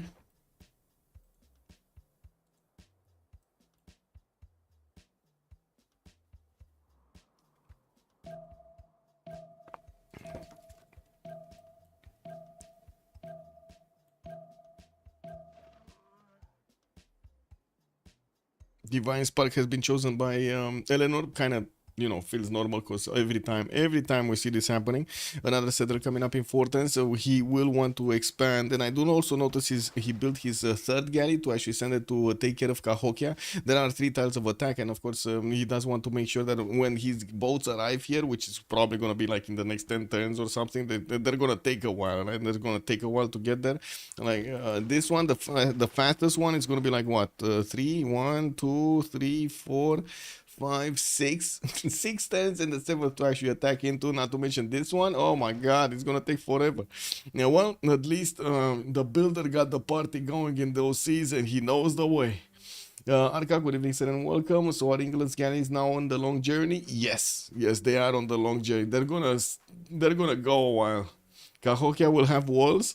It might by the time the walls, galleys. I mean, there's so many things that Cahokia can do in the meantime. I do see Hungary also going for bronze in 5 turns, a little bit late, quite a bit later actually than Zulu. While Zulu did start to get 6 great general points a turn over here, this is starting to be dangerous. We got him with 3 Kandas, and his barracks are going to finish quite quickly. Moksha is also establishing Nulundi, and of course with God of War and Plunder getting those extra points, it's gonna go kind of crazy over here. Like picking up general every 4 or 5 turns, that's gonna be a little bit too fast. Then Hungary can actually get even his bronze working. And we do see Forking Knight finally going for archery, and probably will follow up with horseback riding while he's finishing his campuses. He got the one in Karakorum also getting out. Didn't get his horse improved, and I do also notice Gold did manage to push out that Mongolian scout while he's keeping tabs on Matterhorn. It's much faster to actually get the Mongolian units through that wonder than it is for Gold to actually get it. Fertility rights for Pantheon here for the Gold. He's gonna get extra food on the rice tile and on the wheat tiles, while he's not going to get the extra possession from Lady of the Rizer Marshes. Was there some miscommunication here? Religious settlements on the side of Germany, on the side of Frederick Barbarossa here. Paul is going to get another city southeast, and he started putting down his commercials. I think he's just as confused about exactly how to get this spawn as we were when we first saw it, right? How to get the best proper setup, but he never, oh my god, he's not actually doing anything with the commercials. So he's gonna have pretty weak Kansas. Like maybe he's gonna get to like +7s, +8s, but definitely not the +24 that we've seen with the double. Anyway, it is what it is, boys. It is what it is. Not the best GCC Hansas here. I'm calling it now. 8 science, 6 culture at the moment. Forking Knight is 11-9 because he did manage to get those campuses, but I guess we're going to need to see if that is going to add up to a good bonus. We got commercials being placed from Lenny on Hungary, and he's going to get the first one out from Sejet soon. Started improving more of these tiles. I'm quite surprised he didn't get that third stone improved from the city of Bura. And I just noticed, how did he get this city here? Why did he... Okay, this is extremely surprising. Why did he not move across? Does anybody have a reason for why he did not actually go on the stone tile? Or the sheep tile for that matter? Actually, sheep tile moves away from other 2-2s, but the stone was just perfect, right? It's turn 2, yes. But Pearl of the Danube, 4 bonuses. No? Doesn't that make up? That's so much, so much. What do you mean not worth? What? For the stone circles, you think this was a plan? I guess you would have, I mean... No, I still think it was much more worth to actually move on the stone and get the Pearl of the Danube bonus from 4 districts. That's Gavron Plaza, more production towards all of those. So like all of those buildings are gonna have the discount, right? You're gonna get to build them a lot faster. And then you're gonna get 4 in 4 different districts, that bonus. That just sounds amazing. Anyway, we do have the first general coming out from Ulundi, and I do see a builder also is going to get out in 210s. I do also notice he's following up with the campuses, a +2 here from Ondini, while Noduengo still builds up his barracks count. We don't have him going for his 4th city right now. He's on 7 great general points a turn, and I do see in the scientist screen also Mongolia started making 2 points. Still no other in-camas that I can see actually finished, but finally Mongolia is placing some of them down from Al-Malik and Kokekota. His capital city is probably gonna get to work on a Gavron Plaza here as soon as he gets his state workforce finished, and I do see he's just about to finish it. Now going for the 4th city from Karakorum, and got a few slingers on the western side to actually push back these Gallic units. There is a Gallic Gesate that is getting his promotion over there. I wanted to say Forking Knight is probably gonna attack into it, but it looks like he just cut back so he can protect his encampment. Not saying it was worth it. Yeah. I guess it is what it is. I got from Plaza West side from Gol. Gol did get his first Oppidum down. That's going to be a +4 in the north with the adjacency of the 2 strategic resources. We also see religious settlements on Germany. Got to see here. We have America. Yeah, City Patron Goddess, Hungary, Stone Circle. So I think we got all of the pantheons. Was that Mongolia is the only one missing, I believe.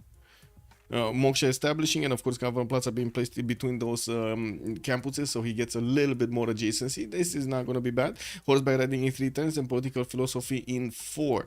We're also 10-29, and I'm pretty sure all of the players are going to get their golden ages, but there is a bit of a but over here. Just a bit, just a bit. Mongolia is 18 out of 19 points, and he has 2 more turns. Takes horseback riding. He's not going to get to horseback riding. He's not going to get to political philosophy. Uh-oh. Guys. Is this normal age Mongolia? Tell me this is not normal age Mongolia. Does he have a scout that keeps picking huts? Not really.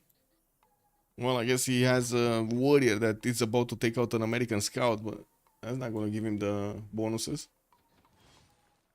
No scout in the south, no Tiki hut.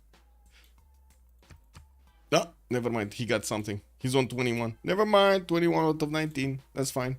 He got it. He got it. Moksha establishing Karakorum over there. Might be a city state. Wait, did he? No. No, he didn't choose the city state. Then I do. Or maybe he pieced Mexico. Oh, I see Vasashange still has that one. No, Fabian has 4 in there. Wow. Okay. Wait, no, sorry. Vasashange has 4 in Mexico City. That's insane. Muscat is getting Forking Knighted. Okay. Amani? He didn't get Amani in Muscat, yeah. But he didn't suse it, no? No, it doesn't say that it's sused. It's only 2 points, so that's just Amani. Okay. Anyway, maybe he saw a wonder somewhere that we didn't see or something. There are quite a few things that could happen. Anyway, commercials coming up also from the side of Germany. We do have him getting that Plaza in between the mountains northwest.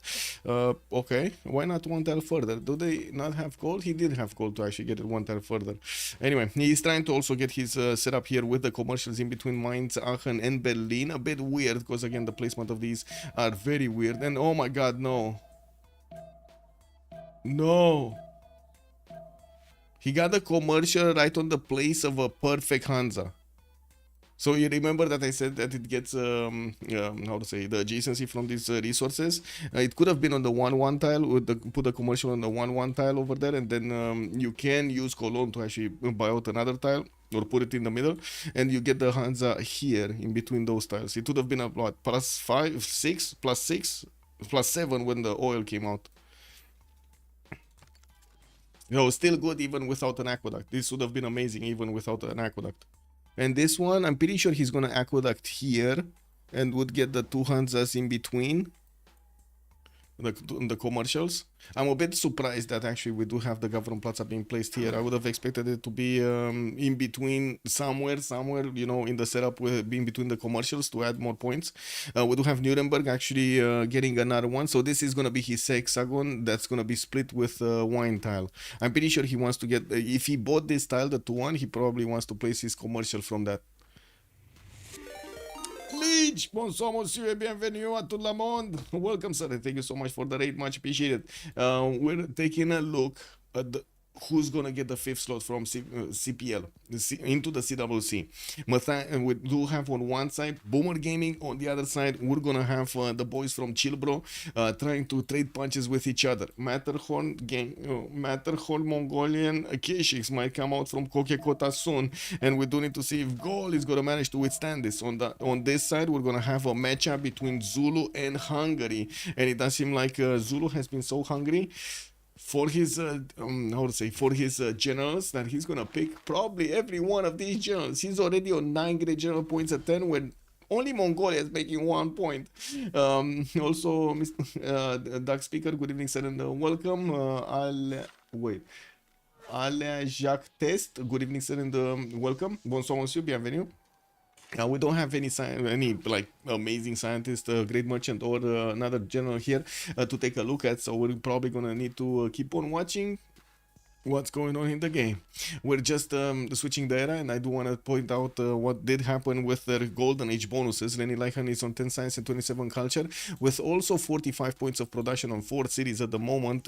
While he did pick up Pen, Brush, and Voice, he's getting his first encampment in 2 10s from the capital, not with the Pearl of the Danube bonus. And I do also notice he did manage to get a Spearman, some Slingers, and some defensive warriors over there onto the northeast. Seger did actually use his Plaza Pearl of the Danube bonus from the south, and I do see he got his commercial out, so he started to make a few of these merchant points. He's on 5 right now. Genghis Khan, 14 science with 21 culture, still on 3 cities, getting his, oh my god, he's not gonna pick a general. Okay, guys, chat, just put a row of yays or nays over there in the chat. Are we gonna have anybody else other than Zulu pick up a first general, like the one from the classical era? Do you think anybody is gonna get that opportunity, that honor of picking up a general? Because it looks like he's getting everything. He already got 2 of them. And look at that, he's in 2 turns, he's gonna get the 3rd one. And look, oh my god, man. And do we have any choppy chop? Do we have? No. Germany has no choppy chop. His first encampment training project finishes up in 3 turns, and Hungary didn't even finish his encampment. Nay, we got a nay. Okay, looks like we got 2 nays over here. Also, Goober Dragon, good evening, sir, and welcome. Okay, this is a league that is now Pangea, East versus West. It's a special league, yes. Or is that a map option during voting? No, it is in the CPL Premier League. This is the option in the CPL Premier League. Also, WTF is working. I don't know, man. Yeah, he's projecting for the 2nd era. I mean, I'm pretty sure he saw the numbers, right? He should have seen the numbers of how quickly Zulu is getting through these. Maybe he's gonna have a chance. There is no, I do have to say, White Rabbit is not actually making projects. If he would have gotten like 1 project, this would have been definitely, or 2 projects actually, this would have been in the back. He would have denied everything. But he's not doing it. So he's actually giving a chance to somebody in the game, and that's probably going to be Mongolia, which is making projects right now to get one of those generals. This might be a problem for Go. Anyway, Zulu skipped 4 cities for these generals. Yeah, but where projects? No, I don't know if he actually skipped, because instead of going for the projects, he's getting the setter out. Anyway, let's take a look at Justice. 10 science, 17 culture on Joe the Third, 19 gold a turn only, and I do see him also on 39 points of production, getting his lighthouses in the harbors and putting down his Governor Plaza from Lisbon. 4th city, inland, 5th city on the coast. Not sure where he's going here. Okay, interesting. Is he gonna go lakeside? He's kind of looks like he's gonna go lakeside. Anyway, we did have him with God of the Sea as a pantheon, and of course we're gonna need to see how many more cities is he gonna want to get onto the coast, and where is he gonna invite Germany to come onto the coast. Okay, is this happening? Thou shall be knighted primer. Blazicat Games. Tholly is my waifu and I'm so sad about what happened to her. No spoilers. Tholly-chan Bible thumb. What is this? Please get games. Good evening, sir. Thank you so much for the prime. Much appreciated, sir. He finally got his back settles out. I guess so. Well, he's like on Zulu. Yes, on Zulu. Taking a look at also Frederick Barbarossa, 13 science and 28 culture. He does have 5 cities, and he's actually the first one to have 5 cities. Only in Schimber from Aachen. We did have him with the religious settlements bonuses, so he's getting more production towards cities over here, and of course acquiring more tiles when he settles them. Got the 3rd commercial also to be placed, so he gets those bonuses for his Hanzas here between Mainz, Nuremberg and Aachen, while Berlin is not gonna get this one here. Anyway, we do have Moksha just first, and I do see he follows up with markets. We also see him not yet make. Oh, sorry. Germany is on 3.4 great merchant points, while Hungary is also from the same team and will make 5. Fabian, 11 science and 26 culture, just got also his 5th city out. Quite aggressive against Mongolia. He got this Noviodunum city even on the other side of the river without getting the extra river +5. Okay, so Zulu is just picking up his 3rd general right now, and Mongolia is going to pick it up next. Guys, Mongolia is going to pick up a general. Rejoice! Mongolia is going to have an extra +5 and some movement points. Wallastron also coming around here from Fabian. We do have him with the Governor Plaza on the western side, and I'm pretty sure he will get some campuses in between. We're going to need to see exactly how he's going to get to place them. We also do need to see his encampment finishing from Bagakum. And yeah, there we go. Mongolia just got 2 projects, and there we go. They picked all of the generals. They picked all of them. And I do have to say, Zulu, he got Hannibal Barca, and then we do have Burika on the side of Mongolia for the military engineer. This is not bad, not bad, not bad, not bad. Anyway, it's very unfortunate that Matthias Corvinus couldn't actually get it, and we're gonna need to see if White Rabbit is actually gonna want to use this timing against him when he does have the extra +5 from the generals. Looking at also White Rabbit, he's 13 science with 32 culture in a Pembrasian Voice Golden Age, 48 points of production, kind of on the same side as everybody, and we do have him with the Government Plaza not yet getting his extra building there. He wants to get a 7th settler actually. Oh, wait a second, no, 4th city, 5th, 6th city. Starting to also get his first sources and upgraded his archers, so he actually has a ranged unit to attack into Hungary here. Hungary did levy the city of Vatican, which is going to put pressure on. Oh, wait, when is Hungary getting his iron working? Because this city right here, Noviodurum, it's kind of in his crosshairs, right? He has 3 possible warriors to upgrade into swordsman and 2 archers from just a single city. Then of course gold doesn't have a general. These units will have a +3 on them from the King Raven trait, I believe. Yeah, Raven King trait. Anyway, let's take a look also on Wayne's. Wayne's getting horse by riding with 4 cities on the coast, getting also Pingala and Birmingham. He still is trying to get to Cahokia with his 3rd boat. This is 1035. He sent these boats like 1,000 years ago, and they're just barely arriving. Getting also to send another city towards it to settle on. He wants to wait for his ancestral hall to actually get his setup going, and he was a bit too close to Chicago. Anyway, I do also notice he went for Divine Spark with Governor Moksha in the capital. More lighthouses coming around from his other harbors, and yeah, he did get Bradford here, not on the coast. Liverpool did get placed in the south, no fresh water, with lighthouses for that extra housing. Okay, and the next up, Wasserschlange, 15 science, 18 culture. Wasserschlange here, America. Did you not get something? No, he does have Pembrush and Voice Golden Age. Finished the Temenank in the city of Boston. Habub is also sending a little bit of sand towards him. Oh my god, Habub is very mad today. Habub, very mad. 332 base over there on Boston. He didn't get Lady of the Ritzer Martians. He went for City Patreon Goddess and got his commercials out while he went for St. Louis on the west. That's a non-freshwater city. We do have him getting some more markets and of course building up his commercial count while he's also going to want to get these traders to connect to the capital. He chose Moksha for his initial governor. His governor plaza is going to be a bit late here. I do see he has a builder ready to chop, but I think he's actually going to want to improve those horses. And what is going on here and when is Lenny getting horseback riding? Oh, never mind. He has iron working. Well, that is a bit of an issue, right? That is a bit of an issue. Uh-oh. GPT usually is pretty strong for whom? Wait, boomers seem to be banking on gold per 10. We do have them on 43, 15, 24, and 24. Yes, you're right. Yeah, they actually have significantly more than on the other side. 12, 14, 33, 18.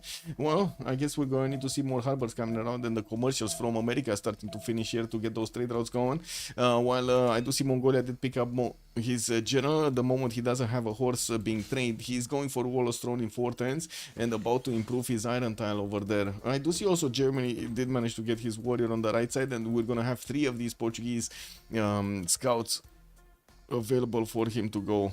Okay, so he's moving his warriors back, getting his first swordsman right next to the city of Novio Dunum. Gonna start tapping it. That's a swordsman with +4 oligarchy and a +3 from combatant from the King Raven King trait. Okay, settler moving northwest. He doesn't have where to go there. Where is he going? Non-fresh water here? Well, why is he? Could go east side. That's gonna take a city from England, right? That's in between them quite nicely. And I do see horses. East, southeast. Are they actually running after the scout or do they want to take out Nalanda? Nalanda is Hungary's empire. Yeah, they need to take out Nalanda. This is a must takeover. Like, just take it for himself, right? Take it as a city center because it will give him the campus already built, and I guess it is what it is. It's just the campus, and you take it away from Hungary. So wait, Hungary did have 2 city-states that he got to levy, and Gaul is in trouble. Gaul is very much in trouble. Do they have gold anytime soon to actually buy out okay, so he has gold to buy out a horse. He's on 172. Does he have a horse? He doesn't have horse. Oh my god, man. He doesn't have horses. There's nobody, like, look at this. Nobody has the horse resource. 0. It's on 0. It's not even 1 or 2. It's 0. Wait, bassist in cap. This one, I mean, he already put a turn into that. So the horses actually got, I would say, used basically over there. He has iron working also. Yeah, he does. He's building a swordsman, but it doesn't look like he actually did buy one.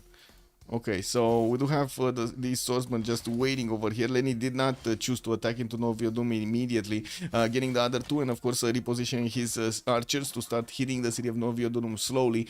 We do have Germany also sending his scouts, Mongolia sending his scouts. This is a big welcoming committee over here for the Hungarian troops in the city of Novio Dum. More settlers from Zulu getting out, and I do see the more horses are being built. They are sent to Nalanda. While he did send one of his generals on the western side to see what Hungary is doing, what is he gonna be up to. Doesn't seem like Hungary is mad or doing anything about this general. He could just step on it, you know, put the dogs on, maybe put the cats on actually. Yeah, put the cats on. That's actually worse. Anyway. And we got some markets coming around also from the side of Hungary, while the first merchant did get picked up. Let's actually see also. Oh, Hypatia got picked up by Zulu, getting himself a free library here. Very surprising that Zulu did manage to pick up Hypatia. We do have him getting his Wallace Throne in 5 turns, and I do see he does have a +2 campus here, and this one turned into, nah, it's just a +2. Getting another +2 here, and I'm pretty sure he's going to try to get a harbor to increase that adjacency. His Wallace Throne is going to add more production points towards units, and of course we're going to need to see how quickly he can actually get to his how do you call it, core ability. America, 5 turns audience chamber, also finishing markets. No new wonder. Boston is gonna get his watermill going. It's still gonna be a pretty good city, right? It's already 10 points of production with his population growing quite quickly. Now that he did improve those farms, he's gonna get more. The watermill is gonna add more production points, and he can use Liang to add another production point on each of those floodplain tiles. We do have England starting to also starting to bonk Hokia. Hokia just keeps on getting warriors. Oh my god, is he actually gonna take this? Okay, more swordsmen getting in. Yeah, that seems like Gaul is gonna get quite a few units here to try to stop Hungary from taking on his city.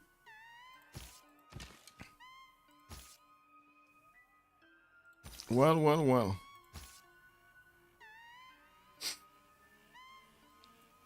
Why is Mongolia not actually crossing?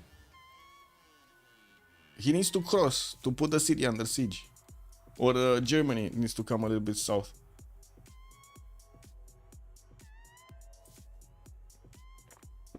Say hello to my little friends. Yes, Juan J, good evening, sir. Indeed. Well, let's actually see if he's gonna take Cahokia down. These boats of Cahokia do have the ability to actually take out at least one of the English boats in between the turns. So like this one in the south is actually one hit, and this one in the north is 2 hits. But then there should be enough damage to take Cahokia either way. It's only gonna heal 20 points on the turn rollover, and 2 galley hits should actually do more. Anyway, Pingala establishing in Philadelphia. Germany here is on 60 points of production. Doesn't seem like he started up, and of course he does want to get his apprenticeship so he can start getting his special districts out. You do have him also on feudalism in 510s, as they're gonna get the bonus from the massive Genghis Khan. In the Ills tab, I do also notice for King Knight did get to his 27 science and 34 culture. He's going quite quickly towards that, and Novio Dumo did get placed under siege. So let's see what's gonna happen with a horse from gold that got out over there. I do notice they just so wait, yeah, that city's dead. That city's gone. What is it? What is it? No, it's not. Oh my god, Paul. He didn't move the swordsman, did he? Oh, that's unfortunate, man. That's unfortunate. He made it out alive. Yeah, he made it out alive, man. Not even this scout could actually do enough damage. He literally dies. Look at this scout, man. He literally dies if it attacks into Novio Dunu. Oh my god. No way Archer plus scout kills it. Yeah, looks like it's no way. He blocked all of these tiles professionally over here. Fabian did keep away Lenny from actually taking on his city. We do have actually Zulu 4 or settling with 2 cities towards Germany, towards Hungary on the western side. And he keeps on getting these horses out. Sent quite a few of them towards Nalanda, and Nalanda did get levied. He got some swordsmen, or I should say Hungary did put a bit of gold on these units to get the swordsmen up. Increase the defense of this possible Zulu city. Should be fine. I think one of his horses died. Wasn't there a third one that came around here? Anyway, it is what it is. Okay, so this is not happening, but it did force Gold to actually go out of his way to get these units, and I do see Fabian is on 29 cents, 37 culture with 73 points of production. Actually not bad.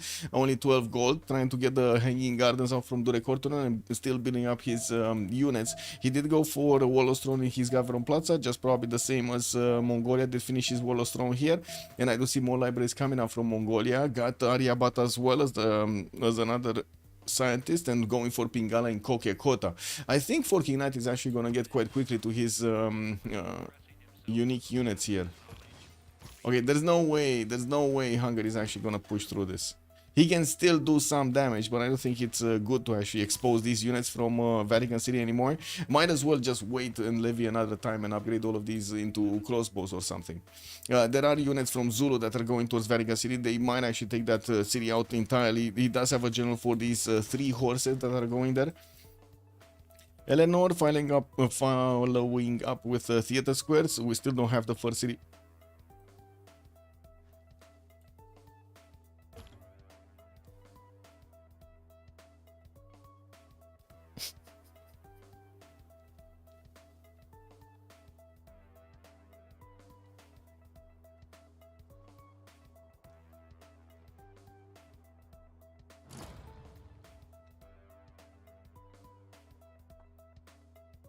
Oh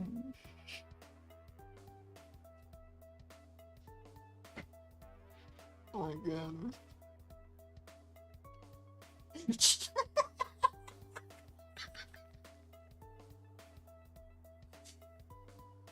Hmm.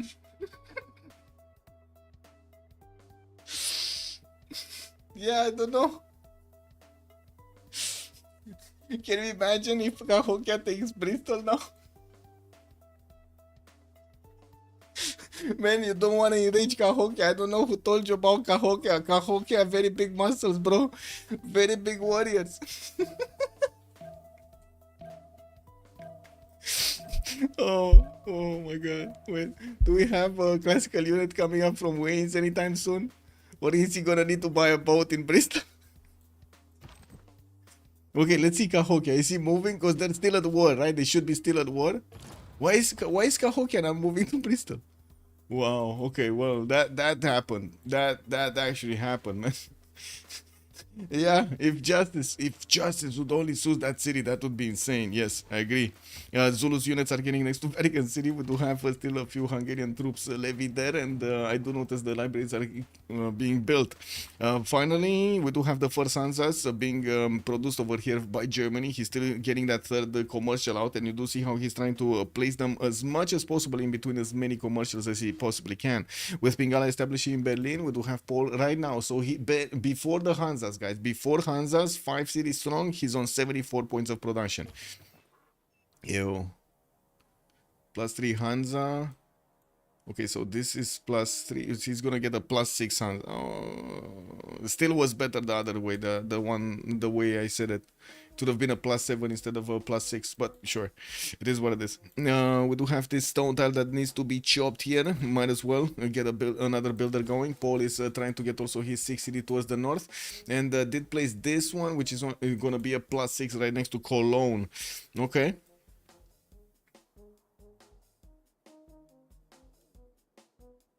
With another stupid question of mine, why did he place this Hansa here and not here? Cause aqueduct, you know, like this is a +6, and aqueduct over here, commercial, that's a +5 immediately with another 2 +6, 7. Okay, and he would have gotten 2 mines also. Anyway, I guess it is what it is. Oh well. Preserving the hill and getting. I guess that's a reason. That is a reason. He has a lot of hills. Does he need to preserve the hills? I don't know. It is what it is. It's a Magnus chop though, so you know that is still very much worth. Portugal 245. He did manage to get a religion from a discounted holy site. Zen meditation for the extra amenity, and Sturci for the extra science on the campuses and the extra gold on the commercials. And I gotta say, we still didn't see any city being taken over, right? We didn't have any.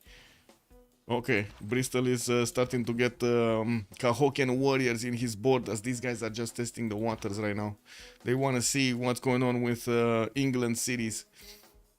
Do we even have Eleanor actually getting horseback riding or something? Because he doesn't have a classical unit. Getting Magnus in the city of Liverpool, and I do see he got Pingala in Birmingham. He's on 21 science and 41 culture right now, with a 39 gold a turn. Actually, on the gold per turn side, we still have a lot more gold per turn showing up from Booming Gaming than we have on the other side. And I do see King Knight did get to his 38 science and 34 culture. Soon gonna have more from these, from these libraries in his districts, and I do see he got his 4th city in the south. He's probably gonna stay on 4 cities, getting another encampment with the Orduin.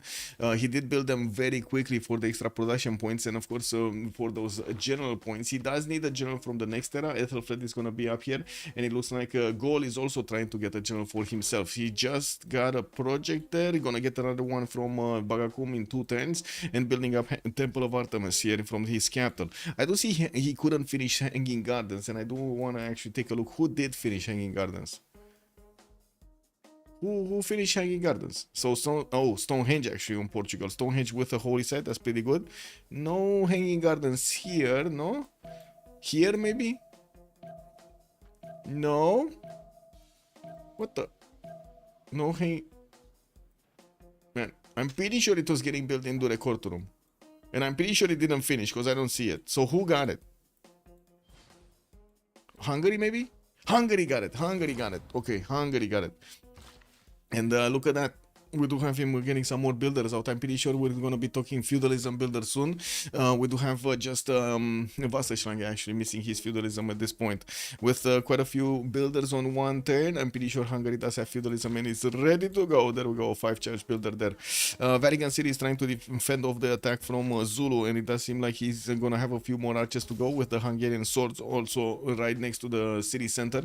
I would have imagined Gaul is actually going to send another unit from the north, but it looks like he doesn't care to take that city with the help of Zulu. With the first, I do see also Nobamba and Kwadukuza get placed with non-freshwater bonuses. Ikandas on the western side. It kind of looks like White Rabbit is just making a bit of an arrow over here. He's going left.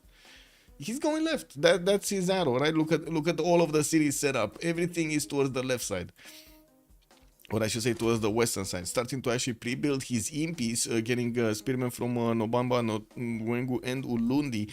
That's a bit, isn't that a bit too fast over here? Anyway, he's 2 turns out from getting his military tactics, and usually, I'm saying it's a bit too fast because usually you don't see pre-builds for impies, you just hard build them because they're kind of cheap anyway. Well, anyway, any pocket CS? I think this Zanzibar city is a pocket CS, if I'm not mistaken. Nobody sues it, and I think they don't have vision over it. Yeah, they don't have vision over it. And on the other side, looks like Cahokia is a pocket CS. Not that it matters. They don't know about Cahokia. It's a good thing they don't know about Cahokia, actually. Cahokia repairing. We do have also just 2 warriors in the borders of Bristol, and there is a boat from England that is trying to get into that city center. It will increase the city's defense significantly, and of course we're going to need to see if oh wait, no. Los Angeles. So yeah, Cahokia thought it's much better to actually hit the other neighbor that he had. Oh my god, man, this city state, this city state is slowing them down so much over here. Anyway, we do have to see how Paul's production is starting to get higher. He's on 91. He was 70 something before he got his Hanzas, and I do see he only finished 3 of them. He's gonna get his one from Nuremberg, and I do see Mainz is going for his market over there. Now we do have a significantly more production in each of his cities. Aachen still did not place the Hansa though, and we're probably gonna see it here in between those 2 commercials.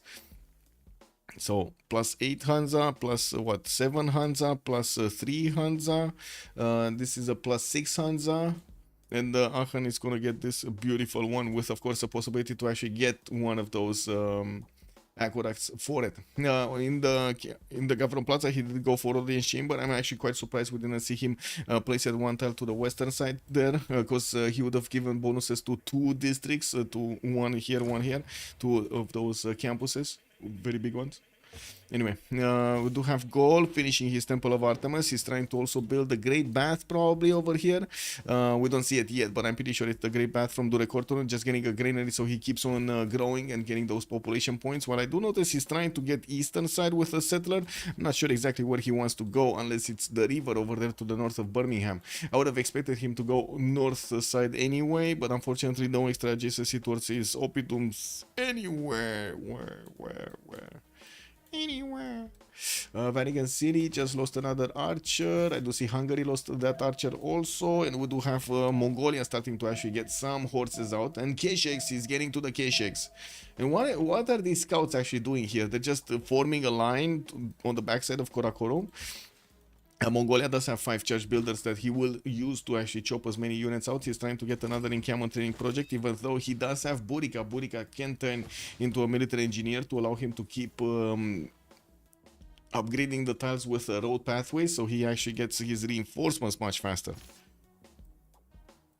Okay, quite a few spearmen came out of the cities of Zulu here. He's starting to hard build his impies by the looks of it, and I do see he's gonna get that library from Nodwengu. The impies do cost 65 to upgrade from a spearman, and that's not with the half cost card. I do see Paul is managing to get the most production in the game right now with 98 points, as Justice is also 96. Actually, okay, not that far away from their opponents. 87 Wasserschlange, and Fabian is gonna be 82. We're gonna need to see when he's gonna get those workshops up, and of course the last Hansa, or the Hansa from the capital city of Aachen. Where is he on guilds? Is civil service in 310s? Okay, he's gonna take a while to actually get to guilds. Got Bremen on the coast, Reina establishing, so he can start trading with Portugal and of course increase their gold per turn here. While Mongolia is gonna start to get K-Shakes out, we're probably gonna be seeing Fabian being overwhelmed quite soon. Fabian is not getting any units. Like, no units. Okay, maybe after campuses are coming out. He does have a +3 here. And this one is a +3 also. So quite a bit of extra science is coming in. This one is gonna be only be a +2 on 4. Oh, never mind. It's a +3 also. I didn't notice the rainforest. Excuse me. Excuse me. Okay, two turns in camel training project from Hungary. He is gonna need at least a project here for Timur. And I do notice Zulu is still on 9 points. Okay. Wasn't he on 10? Oh, I see. He didn't actually finish his new Incandas and never actually got an Incanda from Udulovo. And wait a second, did Nalanda win this fight also? Guys, the city-states are way too strong this time. Way too strong.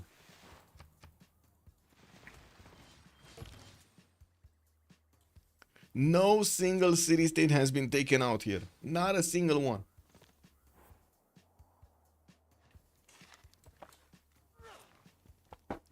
Cahokia is the ultimate griefer. Yes. Yes, he is. Can you imagine if he actually gets swordsman and starts upgrading his tiles over here? His units over here? Oh my god, this is gonna be beautiful. And England is finally getting a horse out from Bristol. That is a 4-pop city, so he's gonna need to decide what kind of district is he gonna want to place there. Trying to get another wave of settlers. He's only on 5 cities, so he definitely needs more. While Fabian is also trying to figure out where his next settle spot is. He's just moving with the settler everywhere. Where is he going? But he knows all of the land. Why is this settler so confused?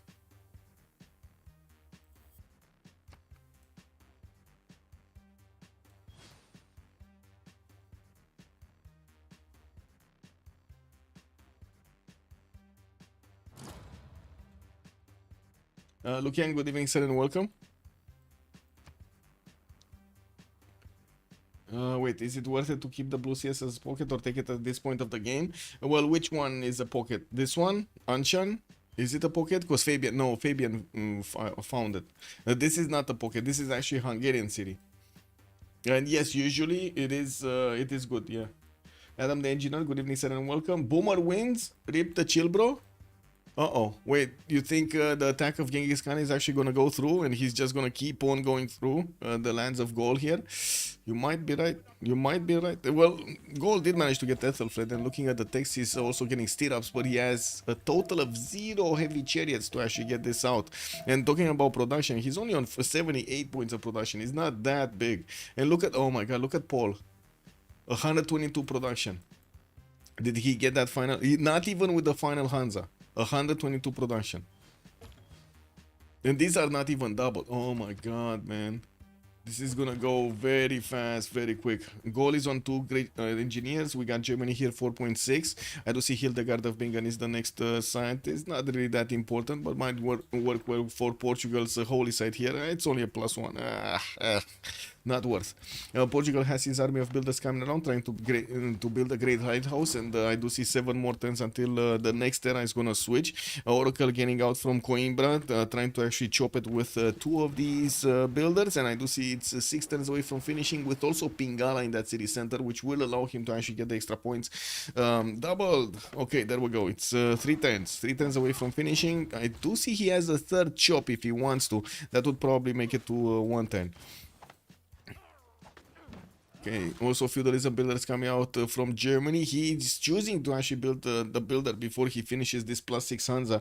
And, well, it did start to build the farms, the mines over there. Hamburg did get placed northwest of Aachen to get more of those cities out. 2, 4, 6, 7, 8. That seems like a good number. Even trying to build the pyramids over here from the city of Mainz. But first, of course, the builder is the priority. Cahokia did repair his borders, his city center. I don't actually see him getting new galleys out, but he's getting more warriors. More warriors. I'm extremely surprised Cahokia is not more aggressive against both America and England. I would have expected these units to, you know, get into the tiles over here and try to actually get some damage done. America was also forced to get defense against Engazargamu, which is a Mongolian city. Soothed by Mongolia. Okay. Horse doesn't have enough movement, or does he? Does he have? He does have enough movement. Boom! He goes! He scores! And then we do have the Kesheks that are coming around from the left side of Noviodunu. Imagine then with Cahokia and that many warriors. Yes, yes, I can imagine. And oh my god, wait. Guys, Vatican City is just stronger than Zulu. What is going on with the city-states in this game, man? Chillbro's best strategy is to make last so long boomers fall asleep. Kick W. Gold needs crossbows. Gold needs a lot of stuff. He needs a lot of stuff. In the text, military the tactics coming up in 3. Divine Right also in 3. I do see Zulu did start up with his impy count, and these are going to be very strong units against Vatican. Yeah, you know, these archers do some damage, but they're definitely not going to go on for too long. We did have the first horse of Mongolia getting in and getting out by the looks of it, and the Kesheks are also going to start showing up on the front line. He only has 2 at the moment, with more coming in, and from what I do notice, he's starting to chop with the feudalism builders. All of these forest and rainforest tiles, needs to improve them afterwards, and of course knights are also coming around. He did keep his archers quite close to the front line, even though he didn't get to shoot them with how to say, that many times. He did manage to get on some the promotions, so but I don't see them using it, which is kind of surprising. Like, this should be a level 1. Anyway, we do have Hungary also getting some more swordsmen out to build up the line of defense against the Impies. The Impies do have a problem going into these melee units, but you know, sometimes they do manage to actually overtake them. It kind of depends. There are some scenarios over there that definitely work out for the impies. We do have also England starting to Eleanor starting to get a few more campuses out, and his settlers are two more settlers are coming around, so he's gonna have 7 cities quite soon. No, 8 cities quite soon. He's on 6 right now. While America stopped actually expanding, he's on 6 cities at the moment, finishing the pyramids in Boston much faster than we've seen Germany managing to do it, even with the extra production. It looks like the city of Boston, especially with the Temenaki bonuses, and I don't see Liang in. It's on 23-point city of production. He did manage to get that for a free builder, and of course 1 extra charge on each of his builders. Extremely valuable. His aqueduct is also starting to get out towards the south side, and I do see he placed some of them between Philadelphia and Washington to get those plus so many points over there in industrial zones. First Keshek out and started attacking into the Gallic units. I do see one of the archers did get the damage there. Oh my god, look at the Matterhorn Kesheks, guys. Matterhorn Kesheks, guys. So it wasn't good enough that Mongolia had, you know, like extra damage and a very good unit. These are Matterhorn Kesheks coming around everywhere. Can he get his terracotta army and the level 2 spy? He's 3 turns out from Divine Right. Of course, he doesn't need the intelligence agency, and I don't see him getting his setup. Like, usually we already start to see Victor getting in somewhere for the extra point, and the terracotta army also pre-placed. Starting to be built. Yeah, he didn't go there. God of Craftsman does his Pantheon. He's getting some extra production points on his strategic resources. Thou shall be knighted primer. Good evening, sir. 25. Boomers for the win. Trojan Man 25, thank you so much for the prime. Good evening, sir, and welcome. 29 months. Thank you so much, sir. It's been quite a ride. Quite a ride, no? Keeps on going. Walls getting out in Noviodumi in 3, and I do notice Governor Victor is establishing there. The walls are probably not going to save this city, but of course we do have some Zulu impies that might help over here. They put the city of Vatican under siege, and we're probably going to see them start to attack into it. It looks like they do have enough damage, and they did take care of the archers surrounding it. We're also going to need to see how Hungary is going to want to get his military tactics going. He's still 6 turns away, and that's with the boost to get that technology. That seems like forever and a day. Looking at the era score, we do have 5 more turns until the next gold, and I do see Lenny is missing 9 points. We do have Forking Knight getting his golden age. Justice is 56-57, and oh, Cahokia is getting attacked again. England does have a galley fleet over there. Also, America is putting some. Okay, Cahokia is doomed. Cahokia is doomed, guys. Walls did get out from Novio Dunum. Looks like he did manage to chop them with a builder, getting those Kesheks towards Samaro Briva to try to get these units of Gaul out of position. And I do see Gaul is sending a few more units towards the city in the north and trying to get more archers from that one. Even started off building spearmen and trying to get a great bath from Durecorturum in the backline. And we do have the first knight also out from Mongolias, pulling that Timur general right next to it, and keeps on getting Kesheks from every one of his cities. Didn't convert Burica. I believe Burica is still alive, so we don't actually have him with the ability to get the pathways going for that to be a little bit of a faster reinforcement rate. I do have to say, Forking Knight does seem a little bit awkward from actually attacking to Novio Dunum, and I don't think it's the walls. I think it's the impis from Zulu that he just doesn't want to actually handle. Which, to be honest, is kind of, kind of obvious here. The Kesheks do some damage to the impis, but they're not as quick to take them out as they are on other units. Also, wish I had as much time to watch as I used to. Keep up. Thank you so much, Say. Thank you so much, Say. And hope you have, of course, a great time over there with whatever you're doing. And hopefully you're doing it with pleasure. Okay, still no units coming up from Hungary. Era score. Paul is going dark? Wait a second. He's 35 out of 41 points and with 4 turns out. Is he going dark over here? Uh-oh. Okay, getting a horse, that would be his first. Getting a boat from Bremen would give him another 2 points. Swordsman also. He got his divide right. No, he's gonna get in 3 turns, or I guess a little bit faster. Sailing, he's getting that. A wonder maybe somewhere. I mean, he should have so much production. Getting some theater squares also between Berlin and Nuremberg. Trying to get also the entertainment complex. He's right now on. Okay, we got Frederick production coming up here. Does it even matter if he's going Dark Age? I don't think it. Yeah, man, he's already 215 points of production. Samaro Briva already getting attacked. The knight will need to get in there to actually take over the city center, or a horse. I do see he's sending the horse, of course, with Matterhorn bonuses. These units are extremely quick. And I do see Samaro Briva is in deep trouble. There is no builder around it to try to get the chop on the walls. And with 5 Kesheks that are 6 Kesheks that are around it, they're gonna kill off any unit that's trying to defend that city center. We also will see the knight also making its way with Matterhorn bonuses. With the great general, even the great general wants that bonus. Yeah, with more Kesheks on the way, I do see there still are a few builders, builder charges actually, or builders with charges from Mongolia to keep on getting the chops. Not to mention put mines on the hills that he's chopping. And I think this is the big question: will we see Frederick actually getting his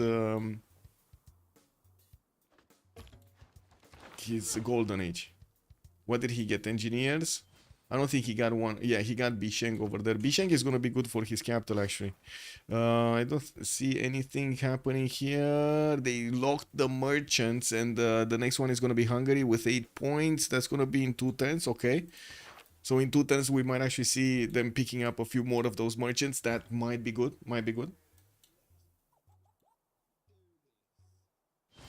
Cahokia also got taken out, and I do notice America is starting to get quite a few free units from his industrial zones. He's sending them towards Zargamo to finish the job on that city center and trying to get a few more settlers out to pad those points. But I gotta say, he's not even coming close to the production of Frederick.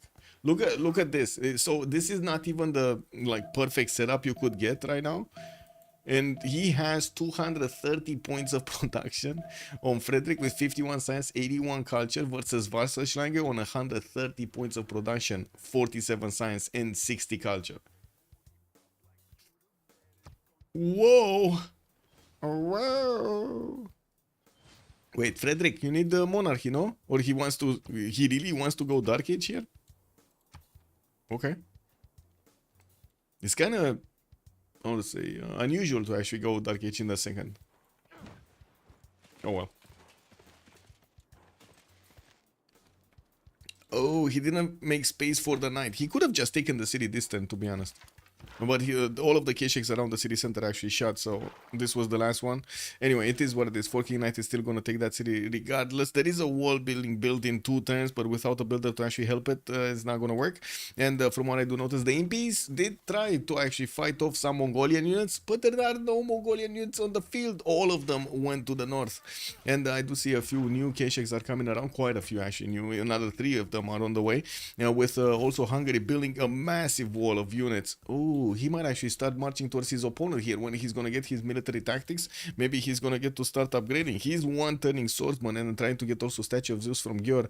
I do see more settlers on the west. Checkers Verfar did get placed next to Dead Sea. Got some extra era score from that. Paul is not getting any gold. Yeah, he's not getting a golden age. He's not getting a golden age. We do have Justice getting it, Forky Knight getting it.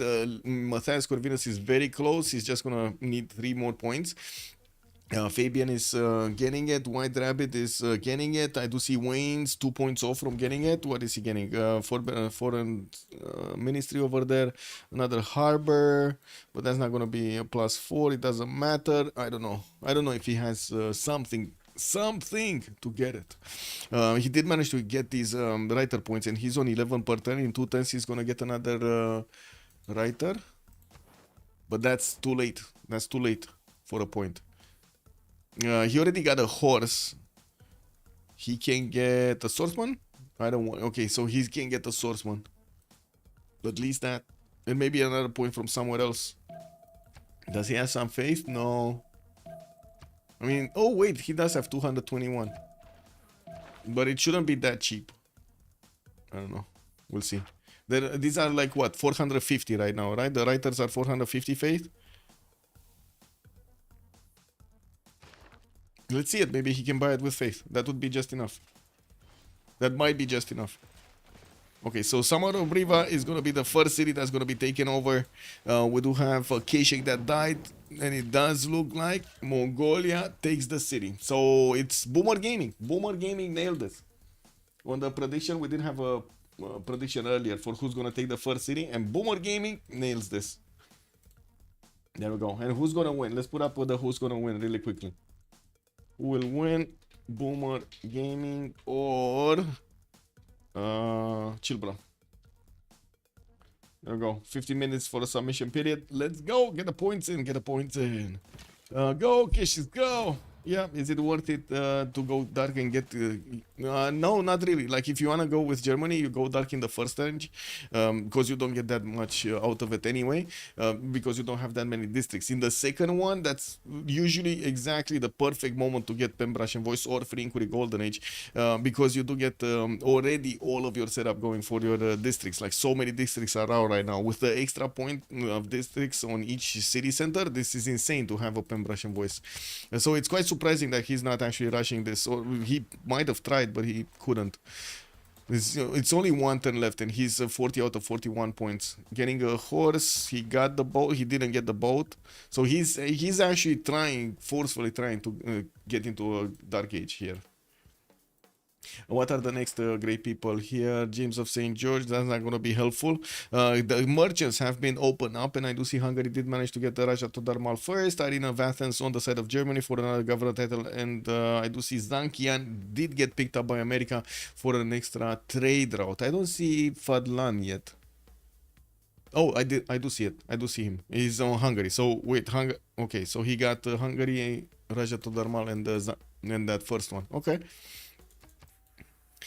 Anybody else in trouble? So Wayne's did secure his golden age. Wasserstrang is close. Fabian here. Paul. Oh my god, normal age. Normal age gamer. Frederick. No. How is this even possible? Well, I do see he's getting his setup going for his Colosseum. And of course, we're going to need to see the Colosseum showing up on at least 5 cities. Can he get 6? I think 6. No, this is 1 tile off. I'm pretty sure he's going to place the Colosseum over here, even though probably it would be better on the maze tile. He already got the setup going there. He already has something on that tile. Like, this maze tile would give him the City of Mines also in his adjacency. Yeah.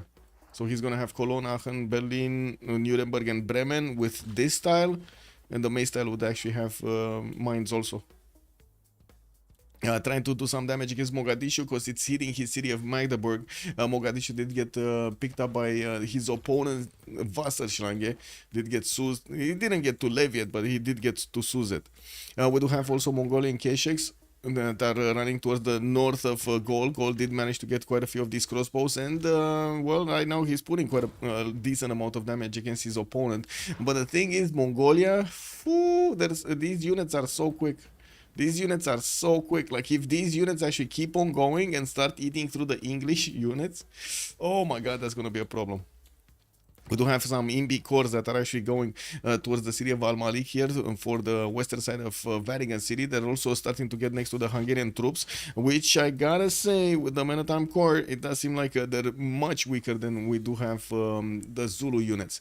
We also will have a pause here in just 50 seconds. We're gonna need to pause the game and take a look at what's going on in the Congress. Oh, what's going on with the heat map? Does anybody know what's going on with the heat map? Wait, what was it? This? No. This? Oh, this. Woo. Wait, 1 hour. Yeah, they keep going down. Ooh, that hurts, man. That's, yeah. That hurts. Jang Lakarek, good evening, sir, and welcome. Walls are going up in Györ, not really the best thing that you can do actually when these forces are coming against you. We do have Victor establishing in that city center, and by the looks of it, Lenny is getting some funds to upgrade his Menatimes, but he didn't have enough, and we're just 1 second away from actually seeing the Congress. Okay, so it looks like I go A this time around. I didn't see that many T's, so I'm gonna go T. The religious city state, because why not? And me. T.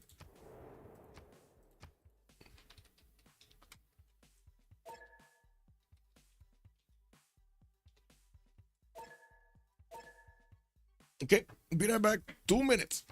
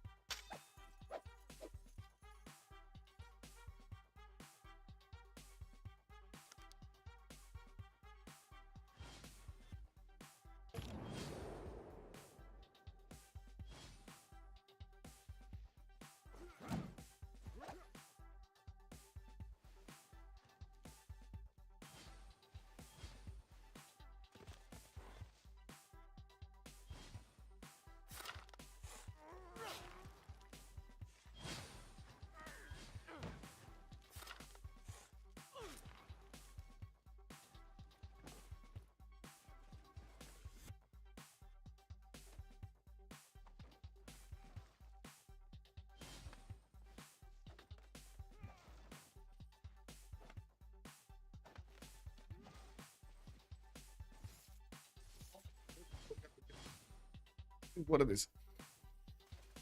Let's see what's going on here. Oh, Hungary is getting pushed through, and it looks like one of his swordsmen did get taken out. There's a many times that is also gonna get it. We do have the Mongolian troops just making a conga line towards the city of Senabum that for some reason it got placed over there to the north of Durekortun, very far away. We do need to see if actually new forces are going to get out. And there is a warrior, just a warrior from Germany on the front line on the eastern side, and it of course does look like Zulu was more interested in actually taking Hungary. Hungary did go for drums of war this time around, machinery coming out next turn, ancient walls also getting out next turn. To protect that encampment, while we do have a decent amount of units also deployed on the eastern side of Buda, we do have new archers moving from the back cities. Also, he is on 32 science, 38 culture with 111 points of production. Doesn't seem like he has a very strong second era. Genghis Khan, drums of war, 59 science and 25 culture with 84 points of production. We do have him just getting Kesheks out from all of his cities, trying to build the intelligence agency from Karakorum, even though he doesn't have that extra victory established there for the point of promotions. Oh well, he did manage to take out one city from his opponent from Gaul, and I do see he's gonna probably take another and might even get into the borders of England. If actually there's no vision over here from Gaul into the north and Gaul is not moving, are they not gonna take Waynes? Are they actually not gonna tell Waynes? Can you show Hungary actions northeast? Here in Gazargamu? Yeah. He did levy all of the men at arms here and upgraded the men at arms, while America is going to need to upgrade also, yes. Justice, 115 science, 41 culture on free inquiry golden age this time. 126 points of production and 42 gold a turn. While I do also notice Paul, 72 science and 58 culture. Normal age, unfortunately, 276 points of production on Frederick Barbarossa. Okay? 210s Colosseum. Oh, he even placed it even... Okay, this is even more surprising. This is like totally inefficient setup. It is what it is. At least, you know, I'm happy that he's getting his Colosseum. It is 3 cities, Berlin, Nuremberg, and Bremen are going to get those amenities. 2, 4, 6. He's going to get mines also. 2, 4, 6. This Aachen is not going to get it. Aachen is just too far away. He could have, on this one, he could have gotten Aachen and Cologne at the same time. Anyway. Now we do have Nuremberg with another 2 points for campus. Or wait a second, let me see. Colosseum. I'm pretty sure it's. Let me get to. Yeah, it's 6 tiles. It's 6 tiles. I wanted to double check. Anyway, Fabian, 48 points of science, 52 points of production, lost a city, trying to get his own intelligence agency and started getting some anti-cav units. I think he just noticed all of those units from Mongolia. Remember, these all of them. All of them have Matterhorn bonus. So they're just gonna spend one single movement point on each of these hills. They're just gonna go whir, brrr. And the thing is, are they gonna tell Waynes? Well, Waynes might not know about this. Do you see him actually getting a single unit out? I don't see him getting a single unit out. He might just not know. Oh my god. If like just imagine all of these Mongolian armies just getting here. It's gonna be like a wolf in a hen house, man. Anyway, White Rabbit, 60 science, 38 culture, definitely a little bit higher science than his neighbor Matthias Corvinus, but from what I do notice, he has a bit of a problem actually attacking into all of these units, especially since Hungary does have a decent amount of production and is getting these units quickly on the front line. His crossbows are going to be the ones that will do some more damage against the Impi Corps, and it looks like his men at arms are just basically dying.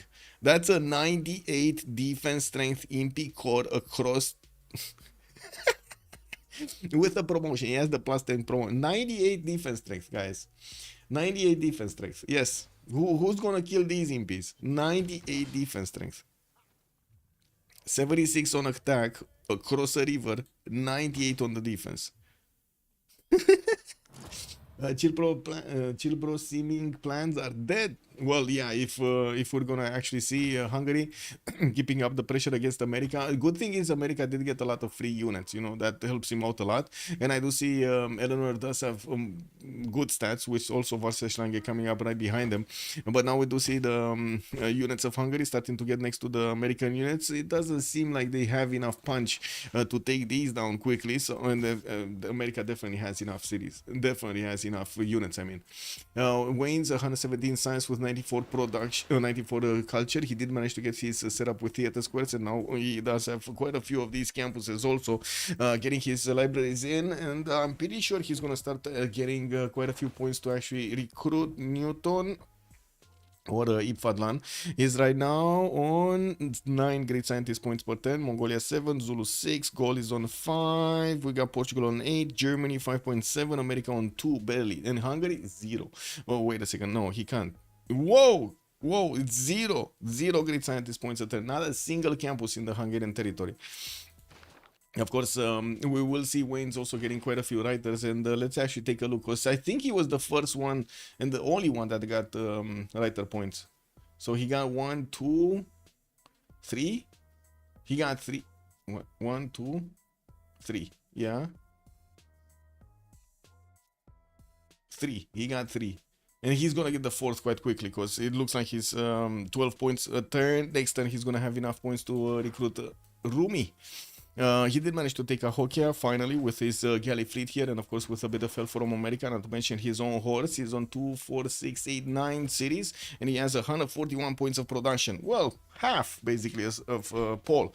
Vastaslange also on 200 points of production, 87 science, 79 points of culture. He did manage to get quite a few units next to San Luis, and was planning on taking on Engazargamo as a city center, but unfortunately, well, that city got levied by Hungary, and all of these units got upgraded into a tier of unit that he cannot really do well against. We're also going to need to see if Gaul is going to get out of this alive. Now that he's sending his units towards the northeast and splitting these forces up, we might get him torn down actually. These units not okay. So Senabum just got taken out, easy peasy take over there, and it does seem like Mongolia keeps on going. He keeps on going. Oh man, these units are so fast. They're lining fast. This is basically like watching Flash all over the map over here. And these units, like the Gallic pikemen, are just gonna get to smile and wave. There's like nothing they can do over here to stop them. And I do have to say, Wayne's is still totally oblivious to what's gonna happen to him. If of course, actually, Forking Knight has the idea of taking a turn to the south. Beautiful. Oh my god, it's been so long since I've seen this kind of a game. Chaos everywhere.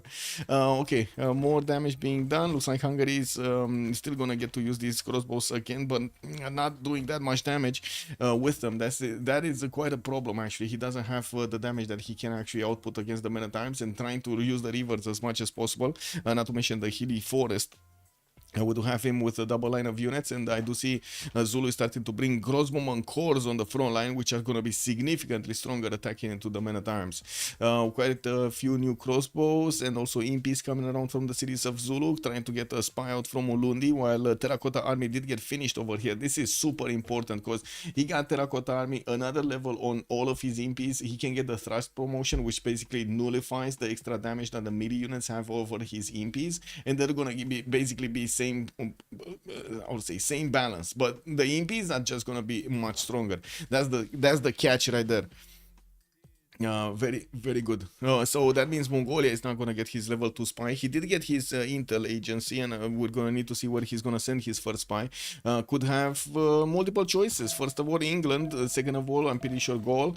Third of all, maybe even America. He could couple all of these Kesheks to go against America, Vastaslange, to try to take out these, I would say, men at arms. He could, right? But I think it's much more juicy to actually take on England. Like already, I would say Vastaslange is kind of being kept in check. He's being kept busy by Hungary. You might as well go and keep busy Wayne's, especially when he has like 26 strength cities. Like this is like 2 shots from a Keshek, and boom, that city's down. Okay, looks like Fabian did manage to get a pikeman there, and it does seem like also Forking Knight does want to actually go east side, doesn't want to go that much into the south. Interesting. Okay, so Wayne's is safe. We're getting attacked again, boys. I'm sorry. The wee woo is outside. Wee woo. Yeah, just attacking everybody, especially musicians. Just attacking them with sound. They don't care. Hansa's in Magdeburg. We do have some more builders. Also, greenery is coming out from Aachen. We do have consulates from Mainz. And yeah, we do have more settlers coming around from Germany. Paul did manage to finish his Colosseum. Got those extra amenities in here in at least 3-4 cities. Nuremberg is 0, 0, 0. Oh my god, he couldn't even get to +3 with Colosseum. And I do see he's, of course, going to grow a little bit higher in his capital. He did get the setup going for his campuses to the western side. Started to put down a few of these theater squares. Not really good ones, but it's good that he got these actually. This is the powerhouse. This is where he's getting the extra culture per turn. Gonna need to actually add those amphitheaters in them, and probably will need to get a few projects to get the writers. But to be honest, that shouldn't be a problem right now with so much production. 295 points of production on Paul. Not so much science, not so much culture, because, you know, normal age, unfortunately. That's so surprising. He should have, I guess it is what it is right now. And the damage has been done. No point in talking that much about it. Okay, so it looks like this pikeman might go down. With that, we do have the first reaction coming out from Wayne's. He's trying to get walls in 5 turns from Leeds. I do have to say these crossbows should be 2-shot, right? Yeah, they're 2-shot to the Keshek. So these are basically like no units. The crossbows are basically like no units.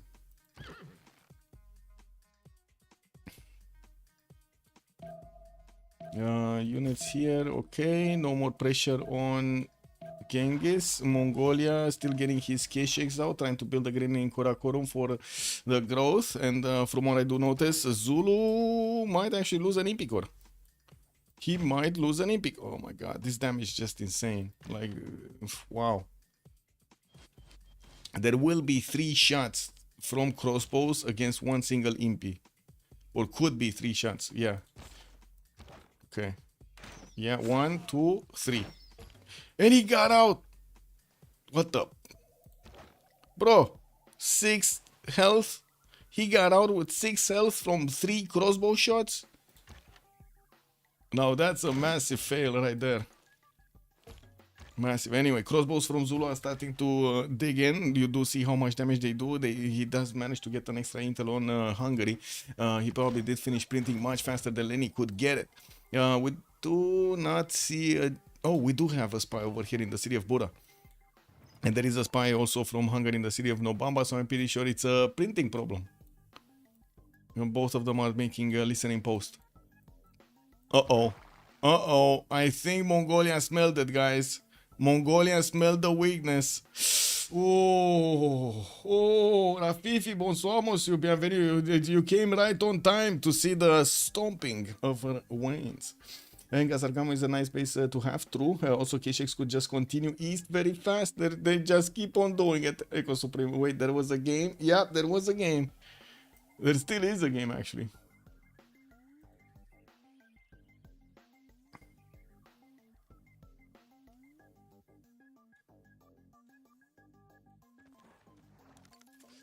Okay, 2 turns for University of Birmingham. Ancient was in Leeds. There are units from Gold that are trying to actually wrap around that city center. And we do have Mongolia actually showing his face with his first Keshek, starting to drill. Look how fast these cities go down. Wayne's getting mass production. Wayne's, my man, you need stronger units. 150 science, 100 culture. He's dying to classical units. And medieval units. Like, this is, come on, Wayne's, you need like Corsair, Knight, something to not actually have 28 defense strength on your cities with walls. These are butter. These are not gonna count at all, actually. And I do have to say, America is managing to put up a significant defense against the attack of Hungary, but that also means he's kind of being kept in check over here, not being allowed to actually help out his buddy England. And I think Forking Knight just smelt the weakness proper. There's no defense, 0 defense in Wayne cities. And I guess this is the perfect example why you should never get the walls instead of units. I don't know if there is a better example. Like, look how fast this city is gonna go down. Level 2 Kesheks also. Ooh, 3 shots on her. Okay, well,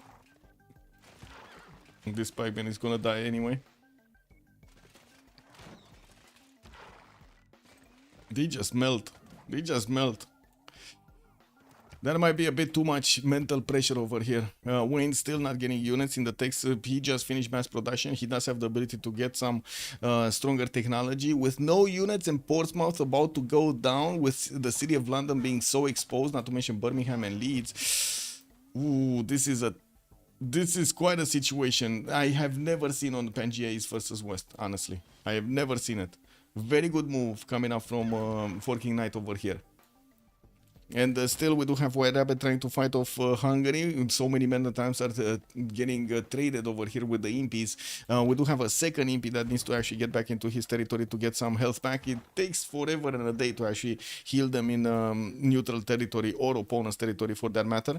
The good thing is Zulu does have crossbow and cores, which are going to have the ability to shoot down these units on the front line. And of course the back line with the crossbows is going to be not that hard to actually punch through. Another spy from Pest. We do have walls also coming up in Buda. More units, man, more units. Anyway, western side looks like also England. Waynes did manage to levy Johannesburg. He's not going to get that much done there. I do also notice the goal per turn is starting to get quite a bit higher on justice. On 169 science and 69 culture, he does have 150 goal per turn. We do need to see if he's going to start actually getting some oh yeah, boys, oh yeah, it's happening. This violence. Zoom into Eleanor series to see how scared the people are. Oh, they're probably running everywhere, man. Like, yeah, they're probably running everywhere.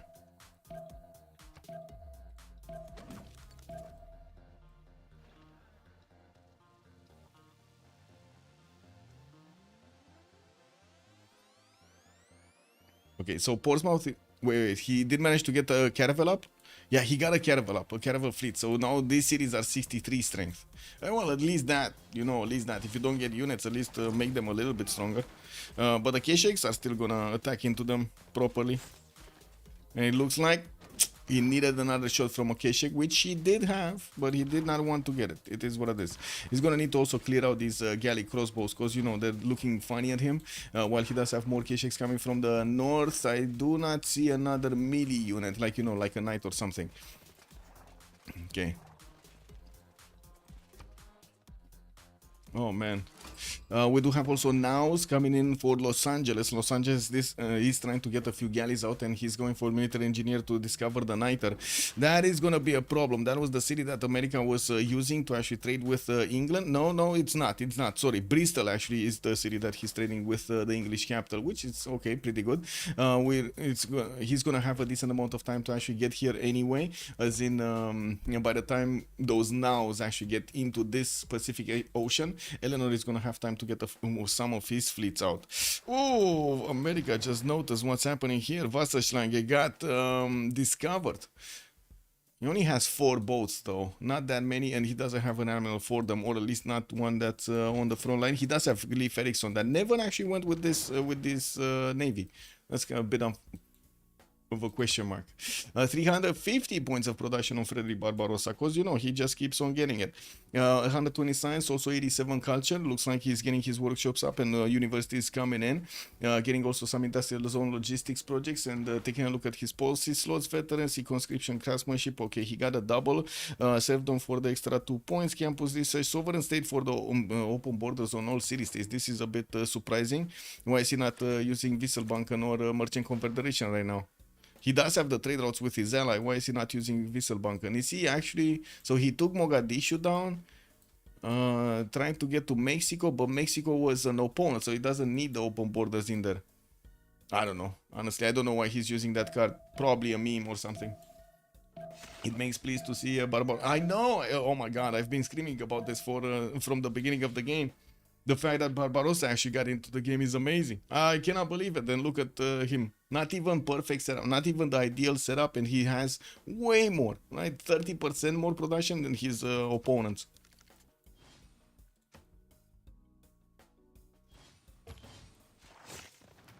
Okay, that's a city down. And I do see Gold did get a first move over here on one of the K-Shakes, but I think his units are just gonna go down this turn here. Yeah, these new K-Shakes are getting in, taking out the man-at-arm. These ones are gonna take out the crossbow, or gonna try to take out the crossbow. Oh, he has 3 of them. It's fine. He has actually 3 of them. That should be more than enough damage. There we go.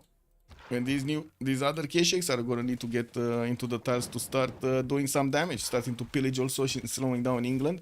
And while the Nows did actually get into the borders of Los Angeles, that is a 40 defense strength city, and I don't see any new boats. He only has a galley that, well, he had 2 galleys, one got taken out, the other one is extremely damaged, and I do see there is a English caravel fleet that might actually want to interact with the Nows, and it is strong enough to two-shot one of these boats, but is it strong enough to take all 4? That's the problem. Leif Erikson is also on the way. We do have an admiral here for England, for Eleanor. Looks like Himerius is on the job there to keep that defense up. And while the Mongolian K-Shakes are getting into the borders over here of England, he's going to need to start chewing through these walls, which are quite a bit tougher with the caravel strength cities. 60 plus strength walls are not going to be easy to take out.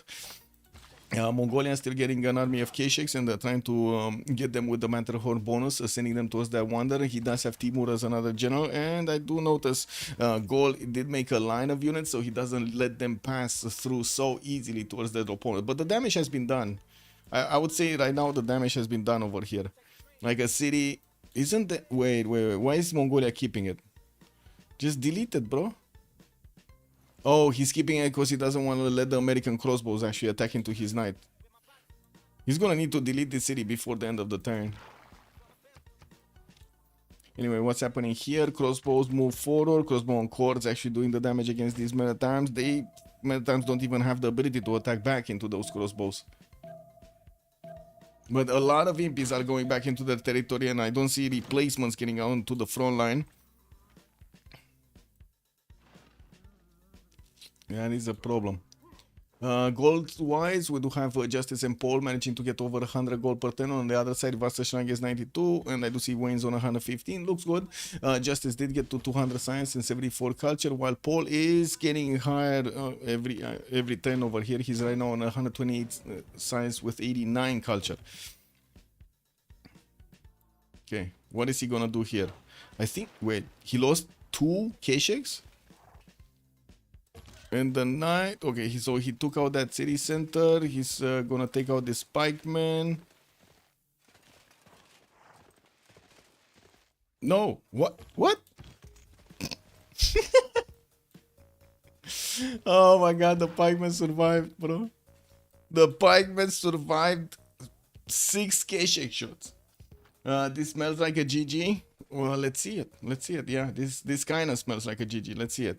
It does look like Portugal did not actually attack into the city of Los Angeles yet. He could chip away at the walls and, of course, get the promotions for his boats. Already has the +1, the first promotion for the emblem, the +5, I mean. And I do see trebuchets are coming out from Los Angeles slowly. In 3-4 turns are getting built, and that would be perfect moment for Portugal to actually do the damage there. He has a 5th now coming up, and I do see he's building up his shipyard count for the extra production. He's on 200 points of production, better than Wayne's when it comes to that point. And I do have to say he has 1, 2, 3, 4 cities on the coast that he could get boats out, while Wayne's has 1, 2, 3, 4, 5 cities on the coast that he would get boats out. Hungary did get to levy Landa and is trying to also get the vision over the English settles over here to see what's cooking, and how are those trade routes actually faring.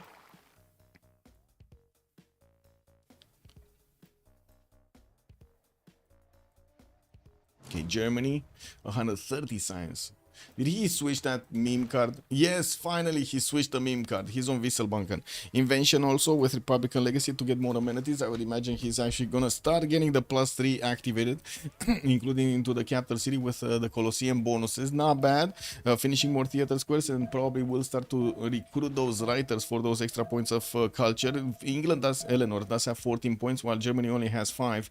And I do notice in the merchant screen, oh, never mind, wait a second. America got Isodor. Imhotep got picked up by Germany, and Leonardo da Vinci also got picked up by Germany, but I don't think he had the opportunity to get Mausoleum. Who did get Mausoleum? Didn't I see Mausoleum here?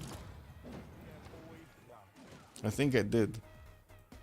Wait, no, it's not. There's no Mausoleum here. The Mausoleum at Halicarnassus would be quite important. Did anybody get it? No, Great Lighthouse. Yeah, there we go, in Beja. We got it here. So, but anyway, he's gonna get a lot of extra culture coming up from Leonardo activated. Emotep is also gonna give him the ability to get more production towards the Wonder, and I do see him getting Industrial Zone Logistics to 1 turn. He did just manage to pick. No, Filippo Brunelleschi got picked up by America also. Wasserschlange just got it away from Germany. New campuses coming in, and also we're going to need to see if he gets the next one. He's sending another city southeast of Nuremberg by the looks of it, and in all of his coastal cities in Bremen, he did in all of the tiles of the city of Bremen, he did manage to get those unique improvements from the nows. Dusika Hokia is getting poked up here. The Caravel fleet does seem like he's just waiting, and I think this would be actually a strategic mistake, but I guess it is what it is. Didn't have enough to actually take Los Angeles. I can understand that. The Caravel fleet might have actually just taken over all of his boats if he kept on attacking Los Angeles. Well, I don't think he's gonna take Cahokia either. So these nows don't really do anything now. Okay, Venetian Arsenal coming up from Coimbra. We do have him also trying to get an aqueduct over there for a bit more extra production on the industrial. That's only a +1. Would be much better to actually get the aqueduct to it. More workshops coming in, and I do see a spy is also getting out from Braga. Couldn't manage to get a spy into the cities of America. Forbidden City is also going to get built quickly with Filippo Brunelleschi and Isodor Miletus. I'm pretty sure America is going to finish that one. Main problem here is the stats are starting to not be that good. So Wasserschlange is actually in a pen brush and voice golden age with 280 points of production versus Paul in a normal age with more science, more culture, more gold per 10, and significantly more production in a normal age. That's I would say that is a bit troubling, just a bit troubling. And this empire, I look at this 2, 4, 6, 8, 10 cities, 10 cities, soon to be 11 cities from Germany is gonna look just amazing. That Colorado, the Colorado, yes, that's one of the things I was thinking about. I have no idea why he placed the Colosseum here instead of putting it on the campus. He could have put it on the campus and got Cologne and Aachen, while he would have missed Mainz. If he would have managed to put it on the Mainz, it would have been amazing. Also, that would have hit Mainz also. He would have had 2, 4, 6 cities with the bonus. Even 7th, no? 2, 4, yeah, even a 7th one. 7 cities. He would have had 7 cities with the bonus. I think he wanted the extra adjacency on his theater squares and didn't consider that much important to actually get Aachen with that extra. Portugal is also going to help him out quite a bit.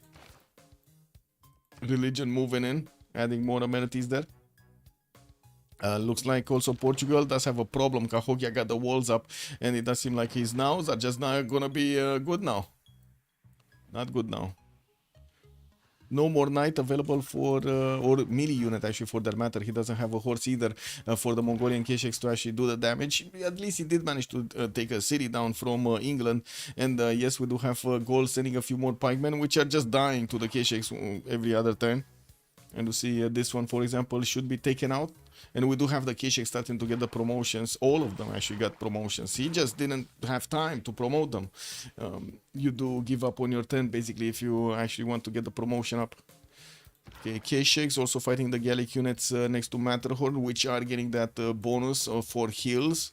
And from what I do notice, Zulu could not breach the defenses of Hungary, but neither did Hungary manage to get that many more stats. He does keep up with the production in Syria, 145 versus the 160 of White Rapids, 61 science, 68 culture, 68 science, 38 culture to 45.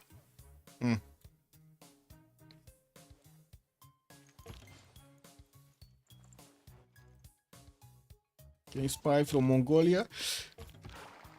He's not managing to get the extra Diplo, the extra +6 yet on goal. Could have managed to get the level 2 spy from what I do notice, even though he could have gotten it. University is also coming in for a bit more extra science, while Fabian is 63 and 65, Forkinite is 85 and 30. Both of them, no, not both of them actually. Genghis Khan is Drums of War and Fabian is Pembrush and Voice with that extra culture. We do have Justice also managing to get to 221 points of science. So he's on 220 points of production also with more of these shipyards coming out. We're going to need to see if he's going to start building up a strong fleet, a proper fleet with, frigates and stuff like that to actually take on England. He just sent some of these units on the coastline and that's about it. He to be honest, he should just try to get into the Pacific Ocean here. Wayne's is just not building boats. He's so greedy. He's so greedy right now. He's not building anything. He got a Sea Dog, and probably that's for era score. You know, it was like, hey, I can get double bonuses over there. But the other thing, he didn't get it. And look at Paul increasing in science and in production and in culture at the same time. Look at this, 400 points of production, 170 science, 124 culture. And he's gonna get another theater square from the capital city. I'm not sure where this is though. This is here, probably it's a +3. We do have him with the entertainment complex also next to Hamburg to give, how to say so, more amenities soon. Art museums from Cologne. We do finally have some writers, so he's gonna significantly increase his culture quite quickly. Getting a few more amphitheaters in the southern city. He's also gonna pad those numbers of great writers. He's right now on 6, gonna get another 3 points per turn, I think. Yeah, 3 points per turn. 4 points actually, because the theater square is also finishing. More knights are finally coming in from Mongolia, getting some walls, because now we do have Zulu actually sending his units towards his opponent. This is a problem. This is actually a big problem. 4 King Knight might actually die here because Zulu has much stronger units than his Kesheks, and we do have also Gaul with quite a few strong units that did get the Matterhorn bonus and could get to Kokekota quite quickly, but they need to take out this encampment, and this is a bit surprising that we don't see them moving yet. It doesn't have the general deployed to the western side. I do see it locked over here on the east side of Leeds, next to those Kesheks that are dying slowly. Guys, can they bring this back? Can they bring this back? That's the big question. Or is Germany just gonna need to start putting down encampments everywhere and prepare for his tank timing? His industrialization, oh my god, industrializing in 2 turns. Like in the next 10 turns, he might actually be double the amount of production that he has right now. He might be on 600, 700 production. Whoa! Vassal Rank did also jump up to 160 science, 112 culture, getting campus research projects.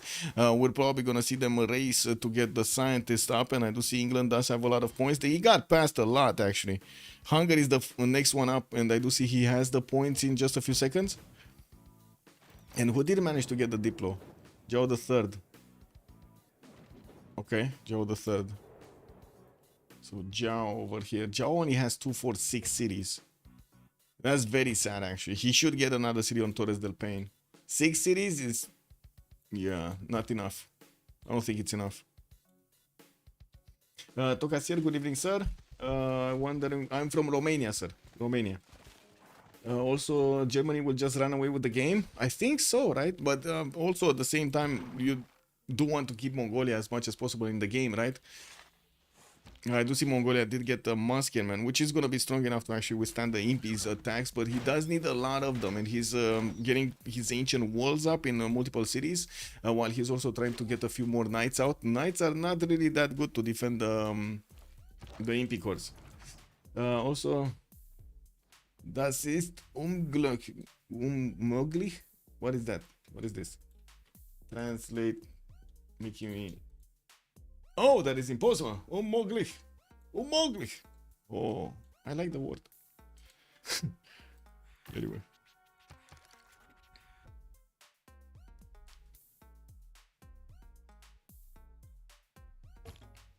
Industrial zone Buddha.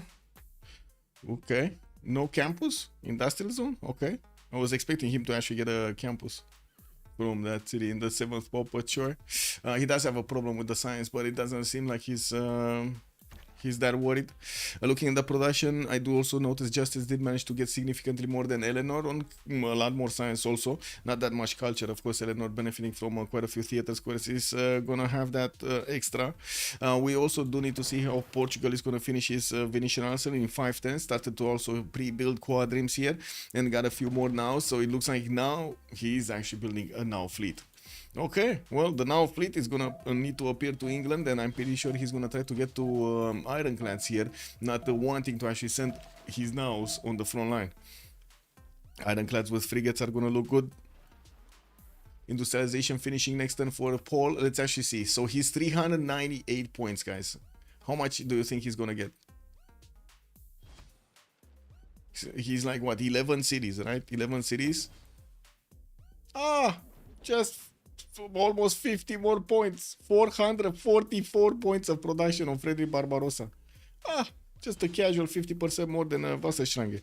Anyway, still has Emotep with a charge. Didn't use it for anything. Starting to get his factories in and also putting down encampments. I'm pretty sure he's gonna soon start to get a lot of engineer points over here. And we do have Mongolia with a significant problem. Looks like the Zulu Knight Corps are getting in the borders of Al Malik, which did get a knife to defend himself with.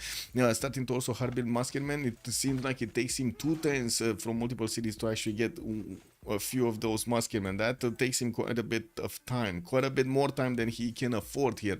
The city of Al Malik is going to soon be covered with these night corps all over the place. You're going to see them on the roofs, in the sewers, everywhere, on the streets, on the lamps, everywhere. They're just going to be everywhere. The attack of also Mongolia dwindled down the number of the Gallic units, almost took out all of them. And I do also notice America is going to take out Ngazargamu. No more units to levy from that city center. I don't think it's worth anymore. America did finish his Forbidden City and still has 1 or 2 charges. 1 charge of Isodor of Miletus, while he did get New Orleans in the north. He's just trying to protect it. Campus research projects coming out. So let's see.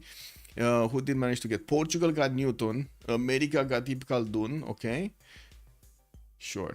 I mean, I guess that works. Enemy du Châtelet did get picked up there. Great scientist. The next one is going to be Dimitri Mendeleev for the 50% production towards research labs. And in the engineer screen, we do have America starting to get a few projects out, trying to get to the next engineers. We're also 5 turns away from the next era, and we're going to need to see who's going to manage to get the points. Justice is 6 points out, and it looks like with Venetian Arsenal finishing, he's going to get that. He's also going to get a frigate-based unit. Oh, sorry, a niter-based unit, so that's going to be fine. Like the frigate. Waynes is also going for his industrialization in 3 turns, and by the looks of it, Frederick Barbarossa just keeps on getting more. 235 science, 133 culture, 140 gold, and not even having a single factory. Not a single factory. Foreign Ministry finishing next turn from Aachen. He did finish that theater square over there. Honestly, I think he should have gone encampment here instead of theater square, but sure. But I don't think he knew about this, right? He didn't know about Zulu pushing in so hard. He really needs to get his encampments out and really needs to start printing units as much as possible. Okay. Well, this knight is gonna die. Oh well, it is what it is. And we do have White Rabbit that might do exactly the same thing that Mongolia did to Gaul. To Mongolia. He might actually just pass the city of Al Malik and keep going towards the cities of Germany, which are only 26. The Boomers need to win this fast. It kind of seems like, yeah, it kind of seems like it.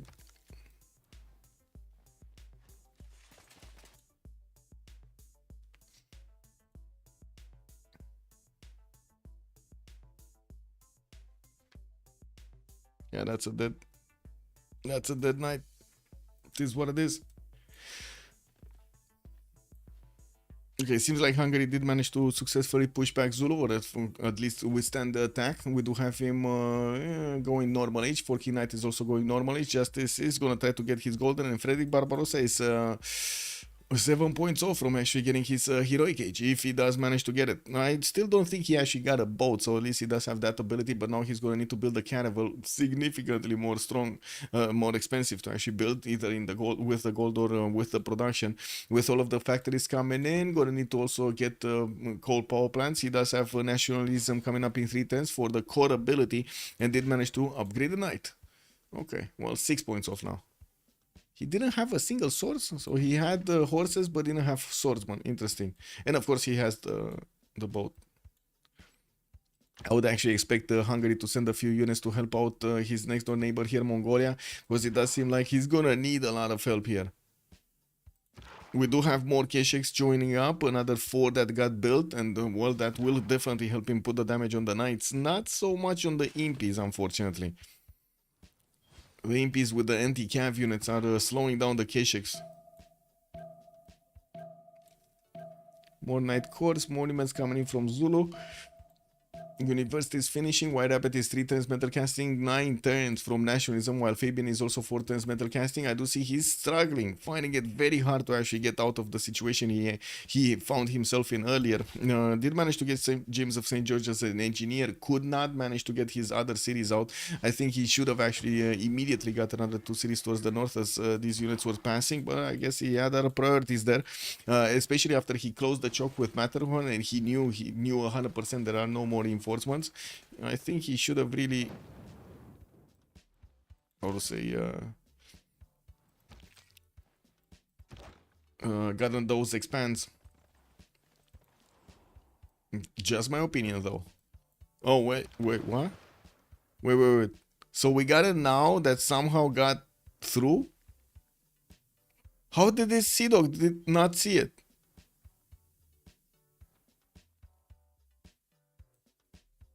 Oh my god, he's gonna get to pillage so many traders, guys. This is the main juicy part of the empire of the chill, bro. Between Waynes and Wasserschlange. Uh-oh. They have a problem here. The Pacific Ocean is ripe for the picking. I have no idea how Justice got through. Like this Sea Dog must have been drunk or something. They must have passed each other in the night or something. I don't know. Yeah, tough indeed. Hello, sunny day. Good evening, sir.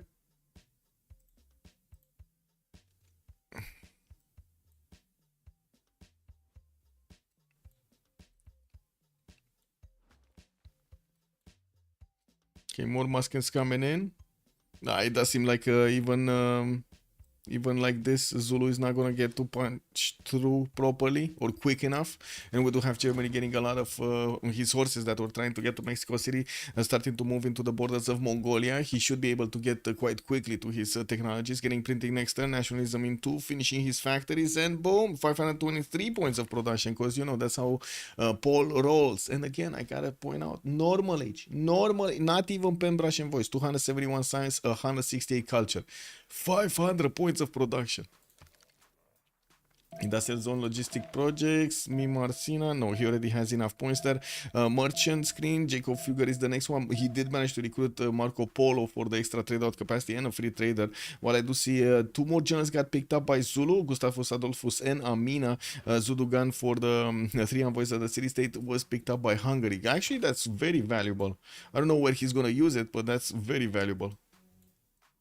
For Hungary, especially.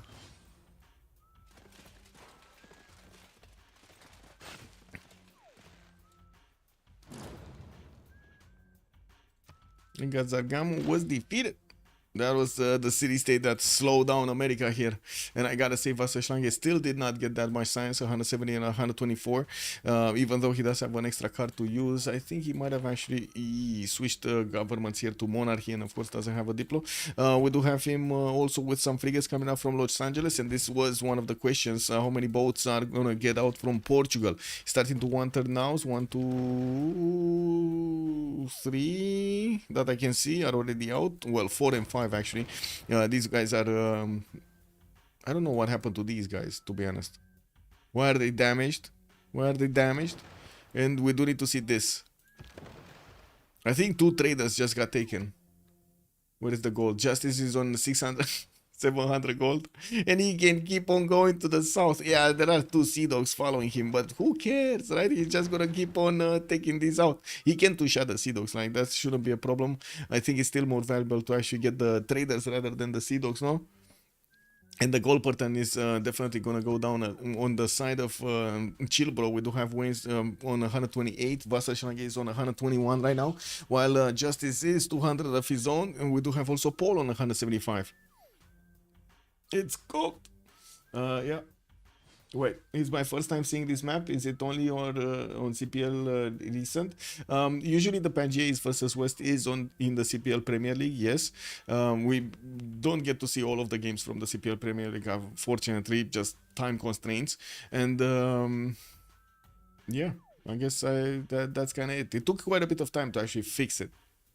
I'm not sure if it is massively fixed, but it is good. I think you have to permaban Hungary. That Civ is just fundamentally broken in Timos. He's gonna heal off the fishing boats too. It's cooked.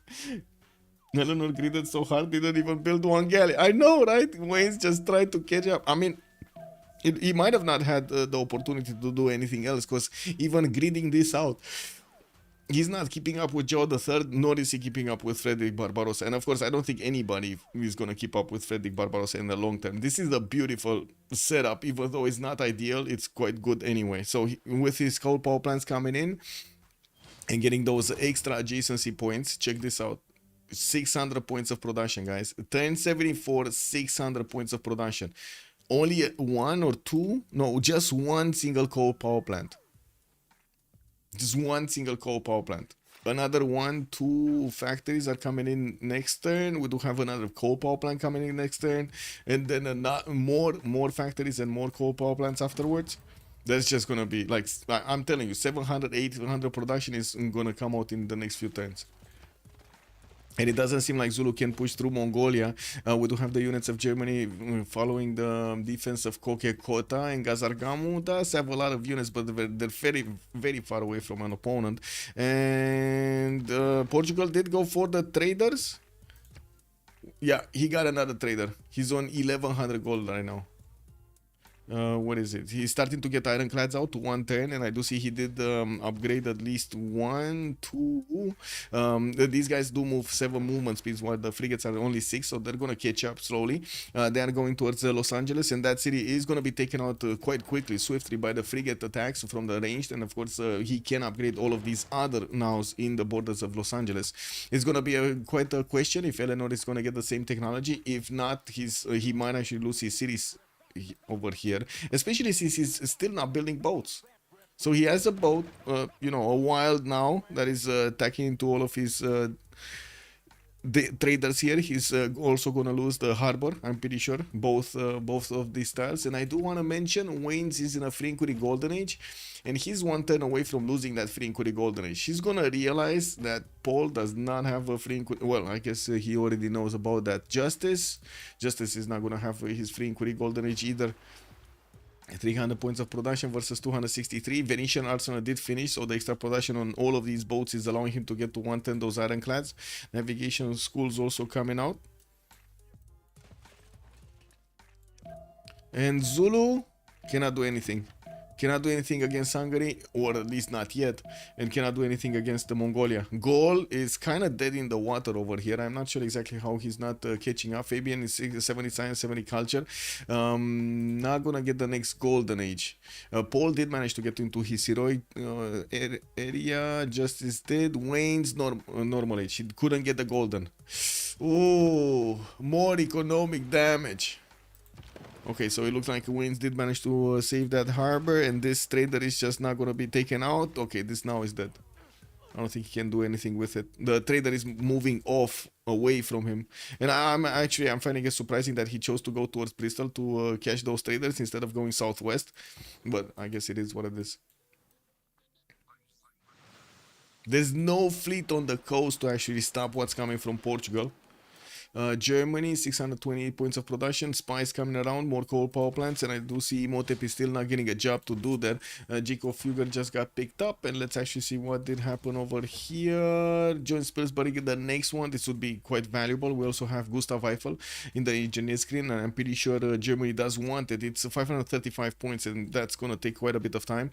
Same can be said about Dmitry Mendeleev. With 535 points necessary, Germany is barely on 231. He's making 26 at 10, but that still takes him quite a few turns to get there. And I don't know what happened over here in the Admiral screen. Looks like both of them passed it. It's on 100 points. Both Portugal and England passed it. Maybe Germany is going to need to get a few projects. Oh my god, more projects for him. I don't know. That sounds like a lot of projects, like an insane amount of projects. And that's a GG right there. Fabian says, okay, I got bullied enough. No more. We got the first win on the board from the Boomer Gaming, going against their opponents here. We do need to see if Chilpro is going to manage to catch up on the board in the next game.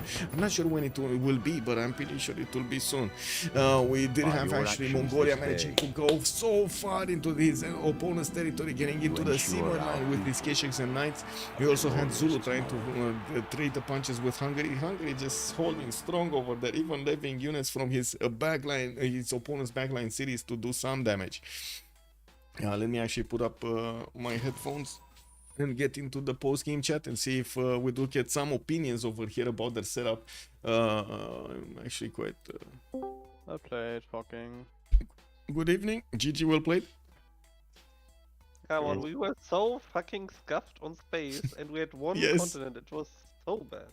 Yes, yes. I honestly would have said rather less space and a tighter choke to Mongolia, you know? I mean, what do you mean tighter choke? You blocked Matterhorn for, I don't know, 25 turns. That was a little bit annoying. But when the Keshiks had Matterhorn promotion, that was kind of pop. Yeah. Funny. You scaled up the Keshik mill too fast, I didn't notice fast enough, and then I didn't have units. If I just have units and a choke on the top, I think it's fine, but I fucked that up. I lost the game there for us. That was bad. Well, Didn't notice it in time. Pretty painful. Hmm? Single continent gaming, pretty painful. Honestly, the fact that Colosseum was up that late, that kinda saved my game, I think. Man, Paul, Yeah, we were I wanted expecting to you- ask about We the were expecting you to placement. go Kala way earlier than you did. Yeah. But why did you place it there? Why not on the main star? Yeah, When I Yeah, put you- my entertainment down, I did not know Colosseum was still up, and then I had theaters already in place for then the Colo, and then I thought maybe. But yeah, I guess actually Mace would be better. Yeah, I agree. That was just. yeah, you I don't missed know. 2 cities that you easily could have gotten. I think that Yeah. was a time a bit stressful for me, where I had to make a lot of decisions and then just put down the Colo fast. I mean, it's not that bad. No, it hits No, 5 no, it's not. cities. It's and on 5 the cities Mace, It's and 5 yeah. cities. Yeah. It hits. And So extra Rensburg was Jesus. super late. Oh, what's your No. prod? Michael, My gold's 300. Prod. Pro, the 631. 630. He's just exploding. Okay. But Yeah. I don't have all my coal power plants yet. I Yeah. think I I will mean, have. this He had, game is six, so he had fucking- 600 prod before even having industrialization. He also has +6 intel on me because I don't see his cities. That's Portugal. Yeah. So, Oh, yeah, I Portugal, also yeah. have Super cooked. 3 continents. You know. Wannes, I started one turning ironclads from every city this time. I mean, yeah, I know the game. Where is is your slow. navy? What do you mean? Where's your navy? One turn away. Oh, yeah, yeah. Okay, Where, I am- Wayne's, where is I'm- your navy? I'm No. 20 So you million see the past guy, behind. you see the guy coming early, and he comes with like 4 caravels, and then you make no boats after that. Nah, because I'm defending the fucking janks. I'm queuing walls in all my cities. Yeah, honestly, Why do queuing walls? I didn't expect to bring, like, I didn't even bring Admiral, like, this was just scouting mission. Then I realized, wait, there's actually nothing here. Yes. I was so confused. I had You to didn't even, upgrade like, my check. caravel early because otherwise my cities would have died to the fucking Jengas. That is Man. the issue. So, I actually think I upgraded 4 galleys, because on East vs West, usually they are never at that. Like when the Jengas appeared, I had 2 choices. Either I take men-at-arms and buy one, that would have taken 2 turns, or I take 1 turn cartography and upgrade the core. That were the only 2 choices to get a strong unit, so my cities would bend over. I mean, Yeah, I think that the. Yeah, the- but then you still like You just I don't know. reacted to it way Afterwards, too like you late, still no? just put in the boat card and. My cities have no problem, I'm telling you. did nobody tell you Mongolia was coming for your cities from the north? I was I about mean, to say that's the that. Like the thing, second that Dude, Kevin they, Hart yeah, I was mean they did, but I there. refused to do anything because the guy fed in my team. So like, you know, Okay. I don't I know. think- Like, I just queued up Think walls and maybe- privateers. So you also chose to feed. That's way, that's. Nah, what I'm I just hearing. queued up walls and did privateers. So when you run in, he dies. I mean, yeah, the walls and privateers did end up working pretty well to defend. Yeah, then it's I mean, it totally He just- stopped the push, but he gets few pillages, but there's not much I can do about that. Like yeah, I mean, I get Yeah. 4 campus if I build villages. 8 anti-cav units, like yeah, GG, then the game's over as well. It was still extremely funny to see how Mongolian units were making the conga line coming towards you. Nothing was being built in your territory, and the pikemen were so slow from gold to try to catch up to them. I mean, yeah, I don't know. yeah, I think Fabian should have just gone straight to your cities instead of like that. The north city. I was don't. dead, I don't so you understand just how you ignored it. lose matchup against Genghis with printing, engineer, and goal. Like I don't understand. I mean, I was faster on printing than him, to be fair. He has printing engineer. Like I mean, that's fine, but I had 1 or 2 turns printing on him. But he has also geothermal in all his cities. Like he has First I had accomplices. spy. First I had the spy for 1 or 2 turns, and then it was leveled again, and then I had printing. I think it's time for me to leave chill, bro. To be honest. It is time. Are you guys looking for a team, by the way? Can I do? Do you speak German, Wannes? I'm not really German, sorry. Yeah, start your German lessons now. Ja. Ich bin good German speaker. Sorry, what? Sprechen Deutsch. Michael, exclusively for your viewers. Build Venetian, enemy CC, easy. Yeah, I needed to get onto the Venetian, but like I zoned out, man. Like to be honest, I don't. Yeah, I felt like it. Like you were borderline trolling, to be honest. I feel like, but it's understandable. Like when very good job griefing you. I mean, like me and Wasser are just spamming units because we're getting griefed by the Hungary, bro, and the Mongolia. So it's super annoying, but. How did you manage to levy Mexico City? What? The Mexico City levy was huge, actually. I just got 3 random envoy huts and. I mean, what I think it was bad play, but it's GeoChat play, like it's super good.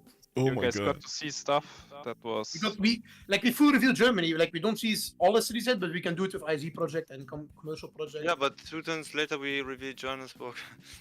I mean, yeah, that's unlucky, but still, like. I guess. Yeah, Joburg was good on one is anyway. It's difficult to. I mean, yeah, I held Joburg. I had a good game with it. Yeah, it's fine. I mean, it's obviously better on the brown guy. But... Yeah, it's obviously better on the guy that spams industrial zones, but like. It's still fine. It's not bad on any city, on any player, so. I mean, you have to understand. We see, or like he says, "Oh my god, I have 3 envoys," and I see Mexico semi-pocket, so I'm telling him, "Go levy." I mean, the alternative is also like we might have one Lucius that is not able to get him taken by Hungary and stuff. So. I mean, I think long term I hold the blue below me, but of course it's big value, but 3 envoys. I don't know, maybe not depends on Hungary. You can fucking guarantee Lucius for the rest of the game. That's. True. I mean, you have to go money and stuff, but yeah, you can actually guarantee it. Yeah. I mean, my spawn was. Yeah, I mean, I think your spawn is fine, to be honest. Are you guys actually only one continent, or do you have access to? We are actually one. No, yeah, it's one. But they have Colo, like everybody's on purple. Everybody's on purple And for. honestly, Paul and me. They have Colo, no, it's like fine, to be honest. Paul and me are very good on space as well. Like I think. Yeah, for just his first expand, I told him no, you can't go 2 tiles to the right. I want to set next to it. Did you see the first game, Dave, and then OnSpot? The first game, the mountain range was insane. Yes. I don't know why you guys remapped that. Goal. Why did you guys remap that? Because I feel like that's to do there. The first game was so beautiful. I had such a god spawn. Did you see the mountain range between me and Gaul? Gaul cannot expand anywhere, basically. But what if we had basically 4 god spawns on Gaul just expands towards the Genghis. Yeah, Hungary though. And then it's good that we. Then it's good that we. Yeah, we had 4 god spawns. I mean, first map we had more freshwater expands on our Portugal than non-fresh. Like, and one of the best German The second map spawns. I had that spawn. The second map I had double whale. This was so good. White side I had sugar freshwater expand, and cap I had pearls, turtle, and reef fish. And left side I had freshwater expand as well with double sugar to work. Like it's insane. Like I think this is honestly the best naval spawn I ever had. Yeah, same. And I mean, if I on Genghis get a full plains and full wooded Roraima, turn 6. I mean, yeah, I can't complain. And then we have to play this, like we feel so scammed. Yeah, and then in the end we have to play a game with one continent. Yeah, thank you very much, DBG. Yeah, but it's alright because they fed you the game anyway. Dude, also the CS early, the gold CS, man. That CS was churning units like no other. What was that, bro? Well, like the CS like Galley rushed. I mean, not really rushed because it was kind of. Oh, Cahokia? Yeah, it had 8 warriors. 8 warriors, triple Galley, whatever, man. That was really funny. Yeah, Mr. Delton, like, yeah, maybe, but I feel like we kind of won this game because of play, like. Genghis won you the game, like. Yes, because Yeah, play. but you definitely could have prevented that from it's- happening. but Yes, it's yes, not of like course, The, but- the map is shit for us. That's what I'm saying. Is it? Yes. Okay, I mean, I don't know, but... Look, I mean, just look at my stream. Like, look at where Portugal is. They're all on one continent. Yeah, there was Portugal some has no weird space. ocean. Joburg Levy, there was some weird ocean. That was kind of weird. This map in Portugal general has is no kinda weird. space. Like, my Lincoln is Really, more... Germany doesn't have that much space either. I effectively have 3 cities. Like, my Lincoln is more Yeah. backline than me. It's so weird map, actually. Like, I don't know. Yeah, it's what was also weird for me, because when I loaded into to the spawn, not only Portugal and Germany are kind of sus. Also, I thought, okay, if I click 4, I already have coast to the left. And Dude, there for a is moment, I no one thought left was- of Leni. It was so Yeah. weird. For a moment, I even thought it was inland sea on Eleanor, Loki. Like, that was so weird.